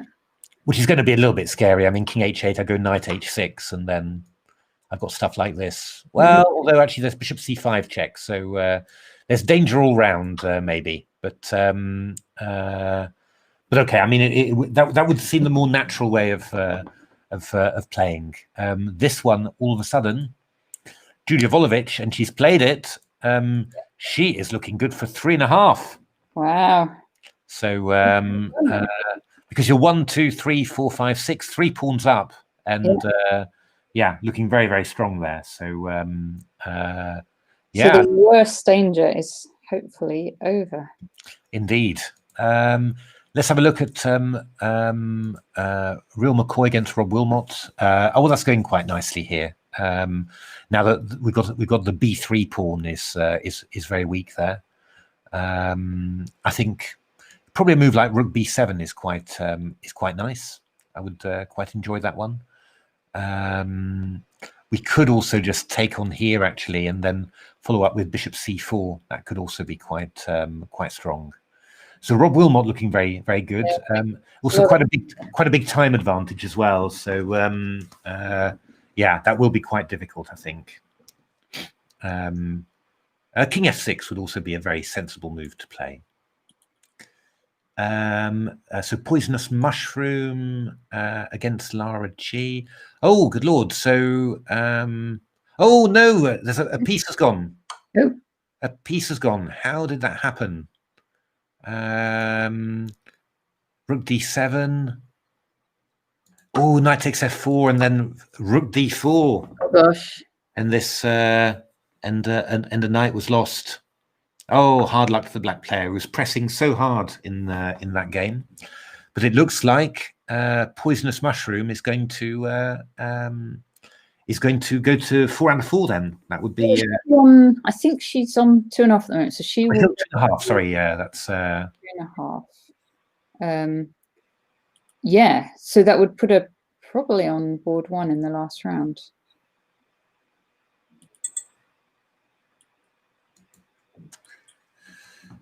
And here we've got RockTroll against Let Me Think. So how has this worked out? 1, 2, 3, 4, 5, 5. Oh, right, okay. So this is this actually worked out quite decently for black here. That pawn on E3 is pretty big. Not going to be easy for white to. I mean, ideally, you'd want to move your rook away and move your king. Probably move your king to blockade the pawn, but it's going to be a little bit tricky because well, you're so open. You know, there's the potential for checks is quite large. So you know, by the same token, you know, black's chances to win are not that great because black's own king is weak. So I would have said that I would have said conserve energy, take the draw. Put all your efforts into the last round. Oh my goodness me! Look at what has happened. Uh-oh. White indeed did play the move E6. Okay, yes, to get on that long diagonal. And after Bishop E6, we got Queen D8, and this was all of a sudden. Oh, that is, yes, that was quick. Yeah. So Queen D8 with the bishop. Rook E1 with tempo, unfortunately. Queen A2, Queen H8 check. Queen G8 check. Rook E5 check. King F4. But it's still not over by any means. So Queen H8 was played. Queen H6. The white player does have plenty of time though, so you would have thought the chances are very good that you'll find a mate here, if there is a mate. Yeah. So immediately you're threatening to take on H6 with check. Yeah. Now this is a bit. The problem is always actually that you'd like to play. Yeah. You'd like to play Queen B1. Oh, let's get an analysis diagram up. Wait a minute. There we are. Whack. So the problem with this is that you'd like to go Queen B1 check in order to bring your queen back to H7 to cover, for example. But here you meet it with Rook E1, and you're attacking the queen, and you've got both two threats: Queen H6 and also Queen to E5 check now. Yeah. And that is, I would say that is probably unstoppable. And obviously Queen H6 is a huge threat. Yeah. Yeah, so black needed to keep that pawn completely blockaded. Yeah, it just blockaded. It was all going to be fine. It was going to be great. But I think this is lost. This is completely lost. I think I can't think of a good way to stop white's threats.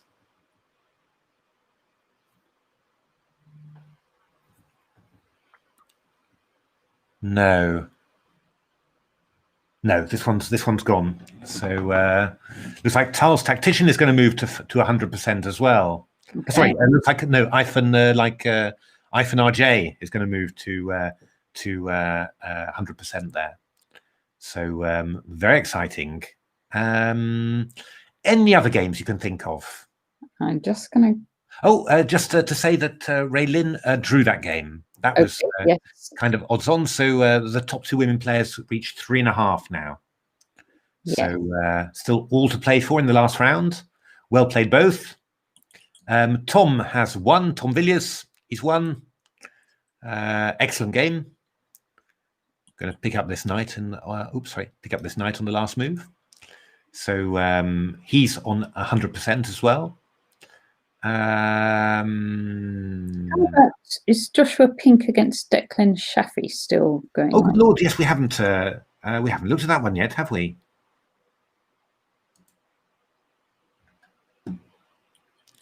That was a board 4 game, wasn't it? That's yes, right. It looks like it's still going on the results page. Oh wow, we're in the middle of it's either mate or the King's Escape. It's looking like mate to me, to be honest. So this looks like black can deliver mate, right? You would have thought so. So I mean, certainly King E5. Well, we got Rook H5, which is winning the queen. You know, so that's quite clear. So I guess that King G4 would be the only hope. Well, there Rook H5 check. King G4. That was King G4. Well, we had H5 and Queen G3, which was going to be made. We were following your game.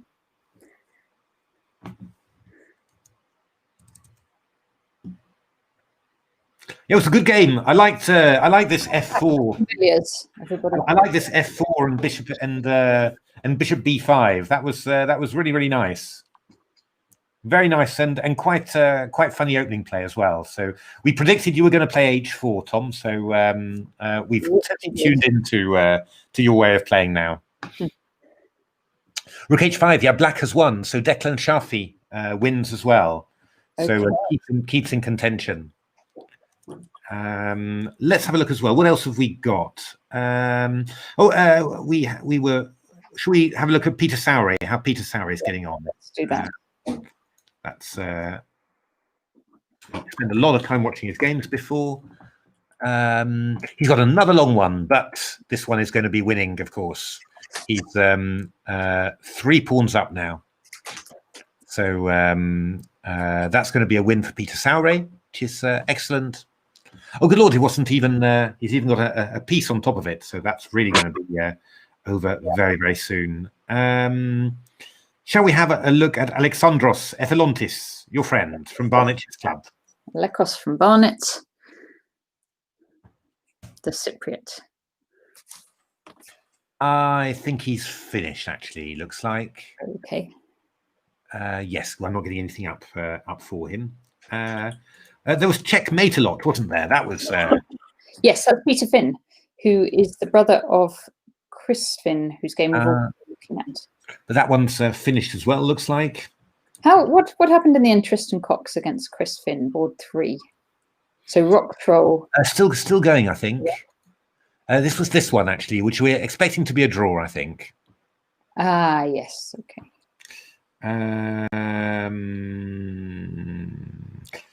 Just having a look at some more speed. Twills. We yes. Have a look at Twills. Is Twills there? No, another one there. Speed Elephant. I'm going for a Speed Elephant against Nightmare Freddy. That's a great matchup. Yes, there. 2 junior players, I think. Nightmare Freddy's that's James Merriman. James Merriman, that's right. Against Speed Elephant. That's Emil Steiners. That's the 9-year-old Latvian player. Yes. So yeah, White's a little bit better there. Extra pawn in an opposite coloured bishop ending. Black a little bit passive. That should be, yeah. This is a little bit unpleasant for black. Well, actually, rather unpleasant, must be said. So this could well just be winning for white, I would have thought. It's going to take a long time, but you get your bishop active, you get your king active, and it's very hard for black to do the same, really, because white's got such good control over the dark squares. They only have 1 minute each, though. It's going to be a bit of a junior blitz out, isn't it? This one. Yeah. Okay, we'll keep an eye on that one. Venus fly trapped. Venus fly trapped. No. In the last one, how did you do? If you're still there, let's see. Actually, we can look him up. Oscar Idol.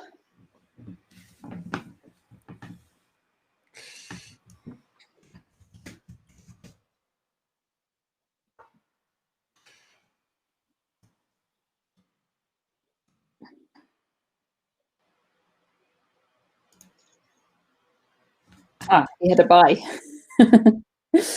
Idle player had a bye. Fair enough. Hey. Oh, how did I do that? Oh yeah, look.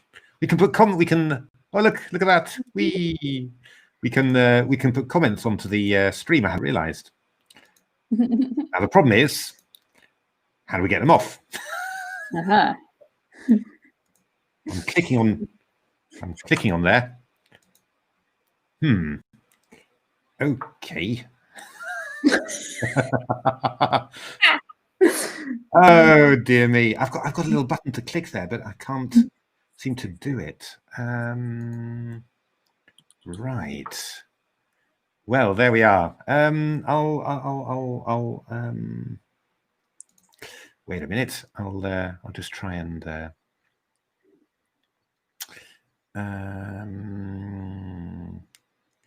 yeah.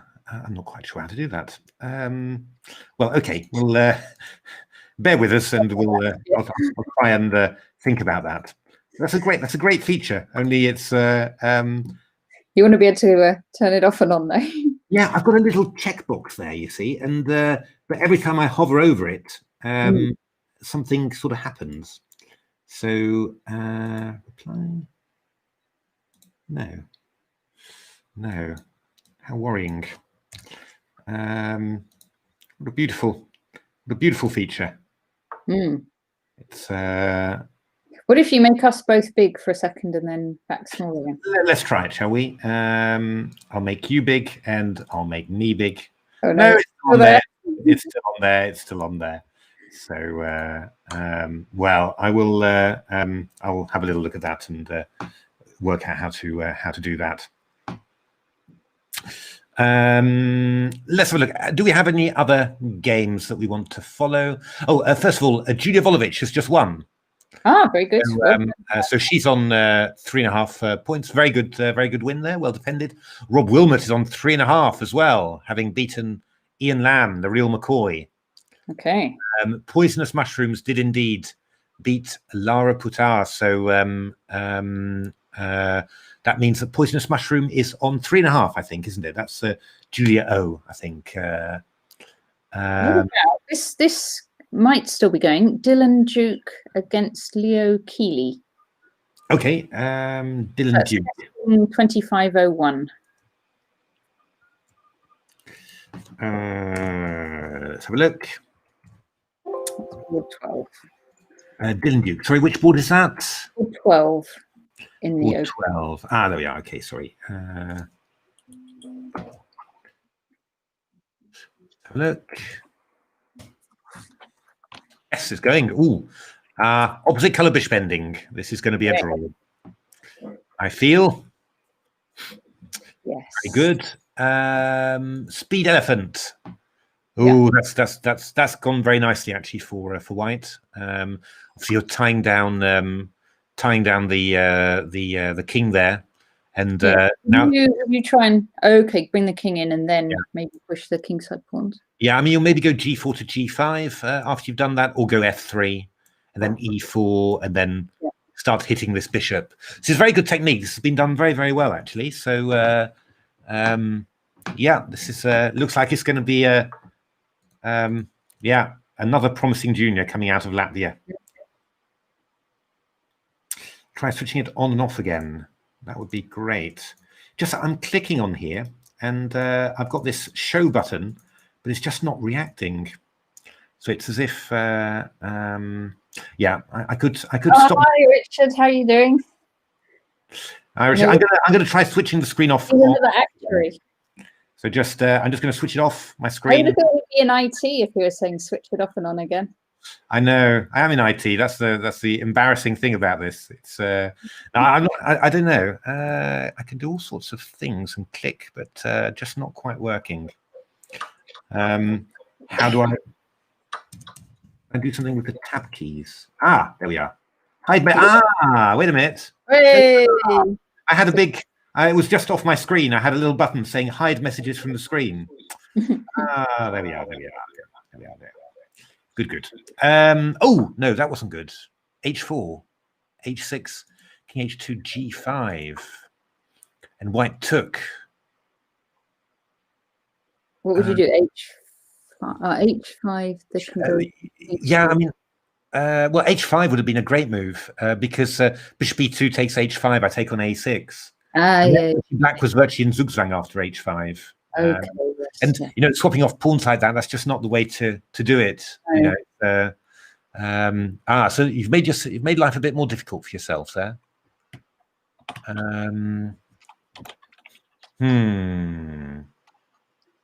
Because now black's got the possibility King G6 to F5 as well. Still very good for white, but I'm not quite sure about that one. So okay, it's just how's oh good lord, look at RockTroll. Gosh, RockTroll is played G4. My goodness, that's a hell of a move.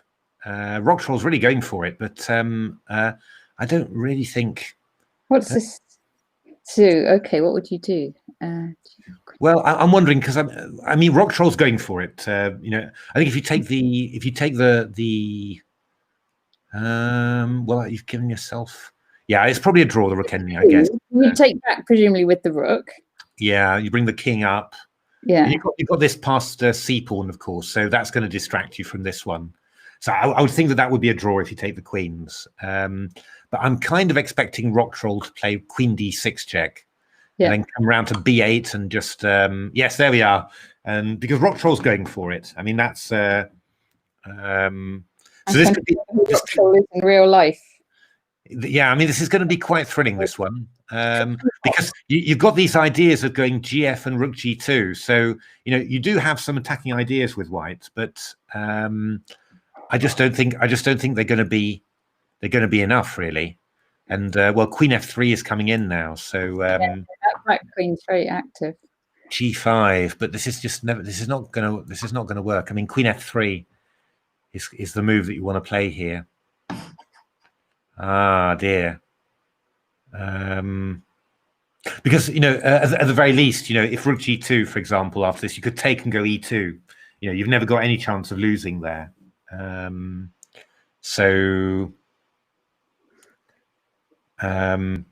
okay, I mean, all kudos to RockTroll. I mean, going for it in a huge way. Oh, and of course, let me think is in quite a bit of time trouble there. Queen E6 playing safe. That's probably a good move from Let Me Think, because I was actually wondering whether my suggestion was actually it was more risky than I'd realised. Because I was thinking about playing Queen F3. That's the big natural move. Rook G2 threatening G6. If you go Queen takes E2, well, white's always got a perpetual, and I was wondering whether white could organize something a bit more, because you are actually within the square here. You know, so A5 King E2, and if you go here, then I come here, and actually you've got the outside pass pawns there. So that would have been wins for white. Yes, you're right, Tom. That's completely right. I'm slowly catching up there. And after Rook G2, you're threatening G6 here. So that would have been quite thrilling, in actual fact. So I think Queen E6 was a very sensible and good move there. So yeah, and being just very sensible here indeed. Queen b3, but RockTroll is just gonna go for this until the end, I think. So it's gonna be very exciting, this one. Just have a check speed elephant. No speed elephant. This is looking like a draw now, I think. Opposite bishops. Yeah, opposite colored bishops, and you're just pretty comfortable there, really. So that will just be a draw. Okay, so let's keep a look at RockTroll, because I think that's pretty much the last game going on, really. So and obviously a very important one. You know, both players on the 100%. Yeah, indeed. G6 check King E8 was quite fun, but I'm not sure. I'm a bit nervous for the black player there. I think that White would have good chances there. Ooh, H6. My goodness. So what if White takes that? If White takes that, I guess we could play in King G6 then. Yes. And we got space. So H4 being played. Takes. Oh, that's a bit risky. Rook H2 now is oh dear, my heart. I'm really wondering about this. Ooh, I'm not sure about it at all. Because there was no need to play H takes G, and this is a little bit early. Or Queen H1, I'm not sure about that either. Because we if you take on, well, if we take on E3, then I think Black will just give a perpetual check. okay, yeah. So just Queen G1, King F1. Oh no, that's not true. That's not true. If we that's actually probably going to be, is that winning for Black? Conceivably winning for Black, because if you go Rook takes E3, then you go Queen G1, yeah. Queen G4 check, and take here. You know, so at least you're getting. The funny thing is that if I go King E2, yeah, then you can't swap off everything, because that will be probably winning for White. You know, with these passed pawns here. But maybe you can go. Well, I don't know actually. Is that pin going to be awkward? Who knows? Queen G4 check. You go King D2. You should be able to keep a grip somehow of the. You should be able to keep a grip of that. But let's have a look how they're doing. G6. Wow. Well, you can't play King takes G6. No, but if we just go King F6 here. 6. I mean, oh, actually, even I think even maybe King E7 is even stronger here. Would that be even stronger? I'm not sure. We might have Rook E3 then. It's just that the Queen on here is covering a B7 check. So, yeah. Oh, but this is not good. This is not going to be good. Just take.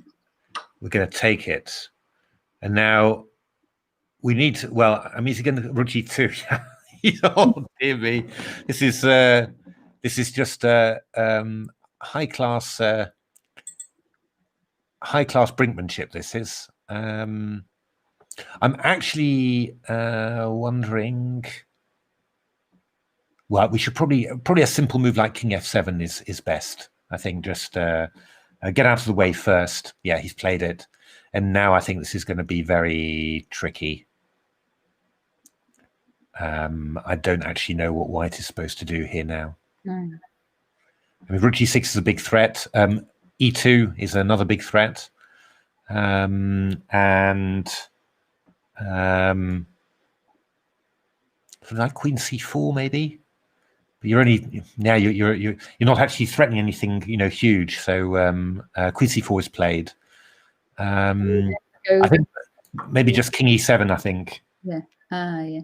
And something like King F3, I go Queen H5 check. I mean, I think King E7 is just winning. E2 instead of King F7. That's what I was looking at as well. HackAttack. E2 simply. Oh yeah, that would have been very good. That would have been very good indeed. Oh no, King. Oh well, yes. I mean, oh no, yes. No, this line. No, but he hasn't got the extra. We've given up the G pawn. We've given up the G pawn. Yes, very clever. God, it's okay this time. It's okay this time. Yeah, no, this is very good. This is very good. King E7 was winning too, but this is completely clear. Yeah, well done, Chris Fink. Really keeping up the Finn family fortunes there. But how did Peter Finn do today? I don't know. He won. Hey. Won against Morgan Johnson French. So both Finn brothers have got chances of qualifying. I think. Maybe Peter's dropped one. He lost to, I think, Tom. To Tom, that's right. But this, just 3 points, still well within, well in with a chance. Yes, indeed. So, well, this should, of course, just be winning now. E1 Queen. Excellent. Check. And I reckon that... perpetual. No. I reckon, what should we do? King G7 simply is quite good.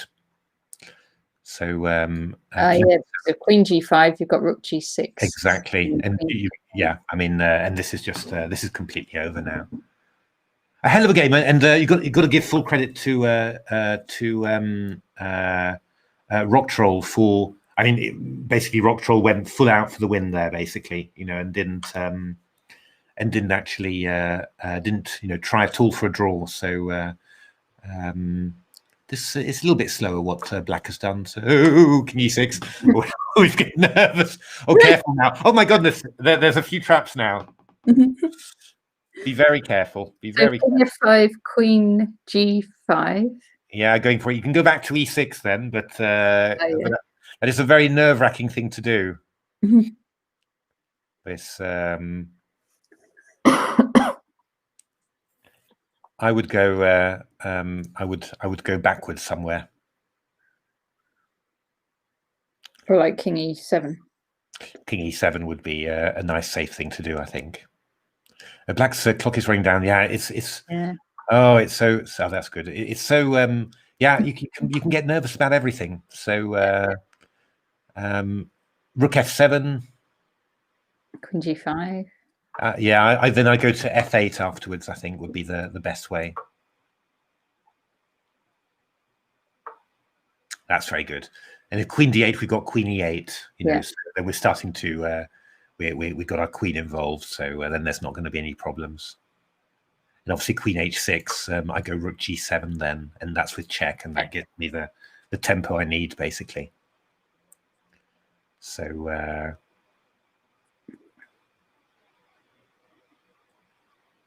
yeah, I mean, 15-second increment, it's enough, to win that, but Queen E8 now. This is the move. Exactly, yeah, great. And Queen E7, yeah, that's gone now. And King G7. G7. No yeah. Oh, there is one check. Queen F6.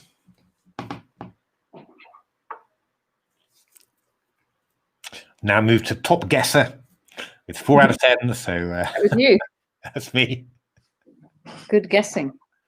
We could compete. I could also guess some of the moves. You could also try and guess. I was surprised you haven't done that because you were always to do that. That's what I'm going to do next session. Right. Okay. So we will keep score and we'll see who's the best guesser. So there we are. That was round 3. So who is on 4 then? Let's have a look at what the scores are. So on 4 we have Tom Villiers, we have Ethan Rathbone-Jones, and we have Chris Finn, who just won that game we were looking at there. And so 3 players on 4. And on 3.5 we have Declan Shafi, we have Rob Wilmot, we have Simon Wilkes, we have Thomas Wills, Julia Volovic, and Mark Greenwood. Okay. 3.5. Yeah, and then a whole bunch of players on 3. So yeah, looking like 4 will qualify, I think, won't it? If there's 12. Yeah, maybe some 4s. Yeah, some 4s will qualify. I don't know what sort of tiebreak they're doing there, but yeah, definitely 4 is in with a shot, I think. Yeah. And there's quite a few people took buys as well this round. So oh, okay, right. Yeah, I don't know. More. Joseph Conlon, for example, took a half-point buy. Okay, right. And then in the women's competition, we have 3 players on 3.5. That's Alice Lampard, Raylin Posadas. We saw an excellent game between those two. Julio has got 3.5 as well. And then afterwards, we've got Maria Emelianova on 3. And I think there's still one game going, is there? Yes. Or there's one result, rather, that's not in yet, between Hannah Larry O'Reilly and Caitlin. I'm not quite sure where. Is it May Caitlin Rose Katabay, I think? Yes. I'm not sure. But those players, one of those players might have 3. We got a few on 2.5 as well. So I think definitely 3.5. 3.5 will qualify, and probably 3 as well will get some qualifying places. Maybe even 2.5. So yeah, I mean that's going to be exciting. Going to be very interesting this final round. Yes. So good luck to all the players. Good luck, Rayland. Thank you. Yeah, it was a really excellent game, and great tactic you found with knight takes e4. A real classic, actually, and it was tough. We spent quite some time before we understood quite how it was working. So yeah, really well played, excellent, and yeah, lots of luck in the last round as well. And I'm sure we'll be looking at all the top games next round as well, because we will be back at 18:50. 18:50. Tune in to the Game Changer channel to see more action from the Caplin Online British Championship. Yeah, the final round of the women's qualifiers, and also the final round of the men's qualifiers. Well, the Open qualifier rather, for the Open Championship, and of course, day after we'll be there as well, covering the championship themselves. So there you are. Thanks very much for watching. Thanks to everyone for the comments. Really nice having such lovely interaction during our couple of hours with you, and tune in again at 18:50 UK time. Thank you for watching. Thanks for watching.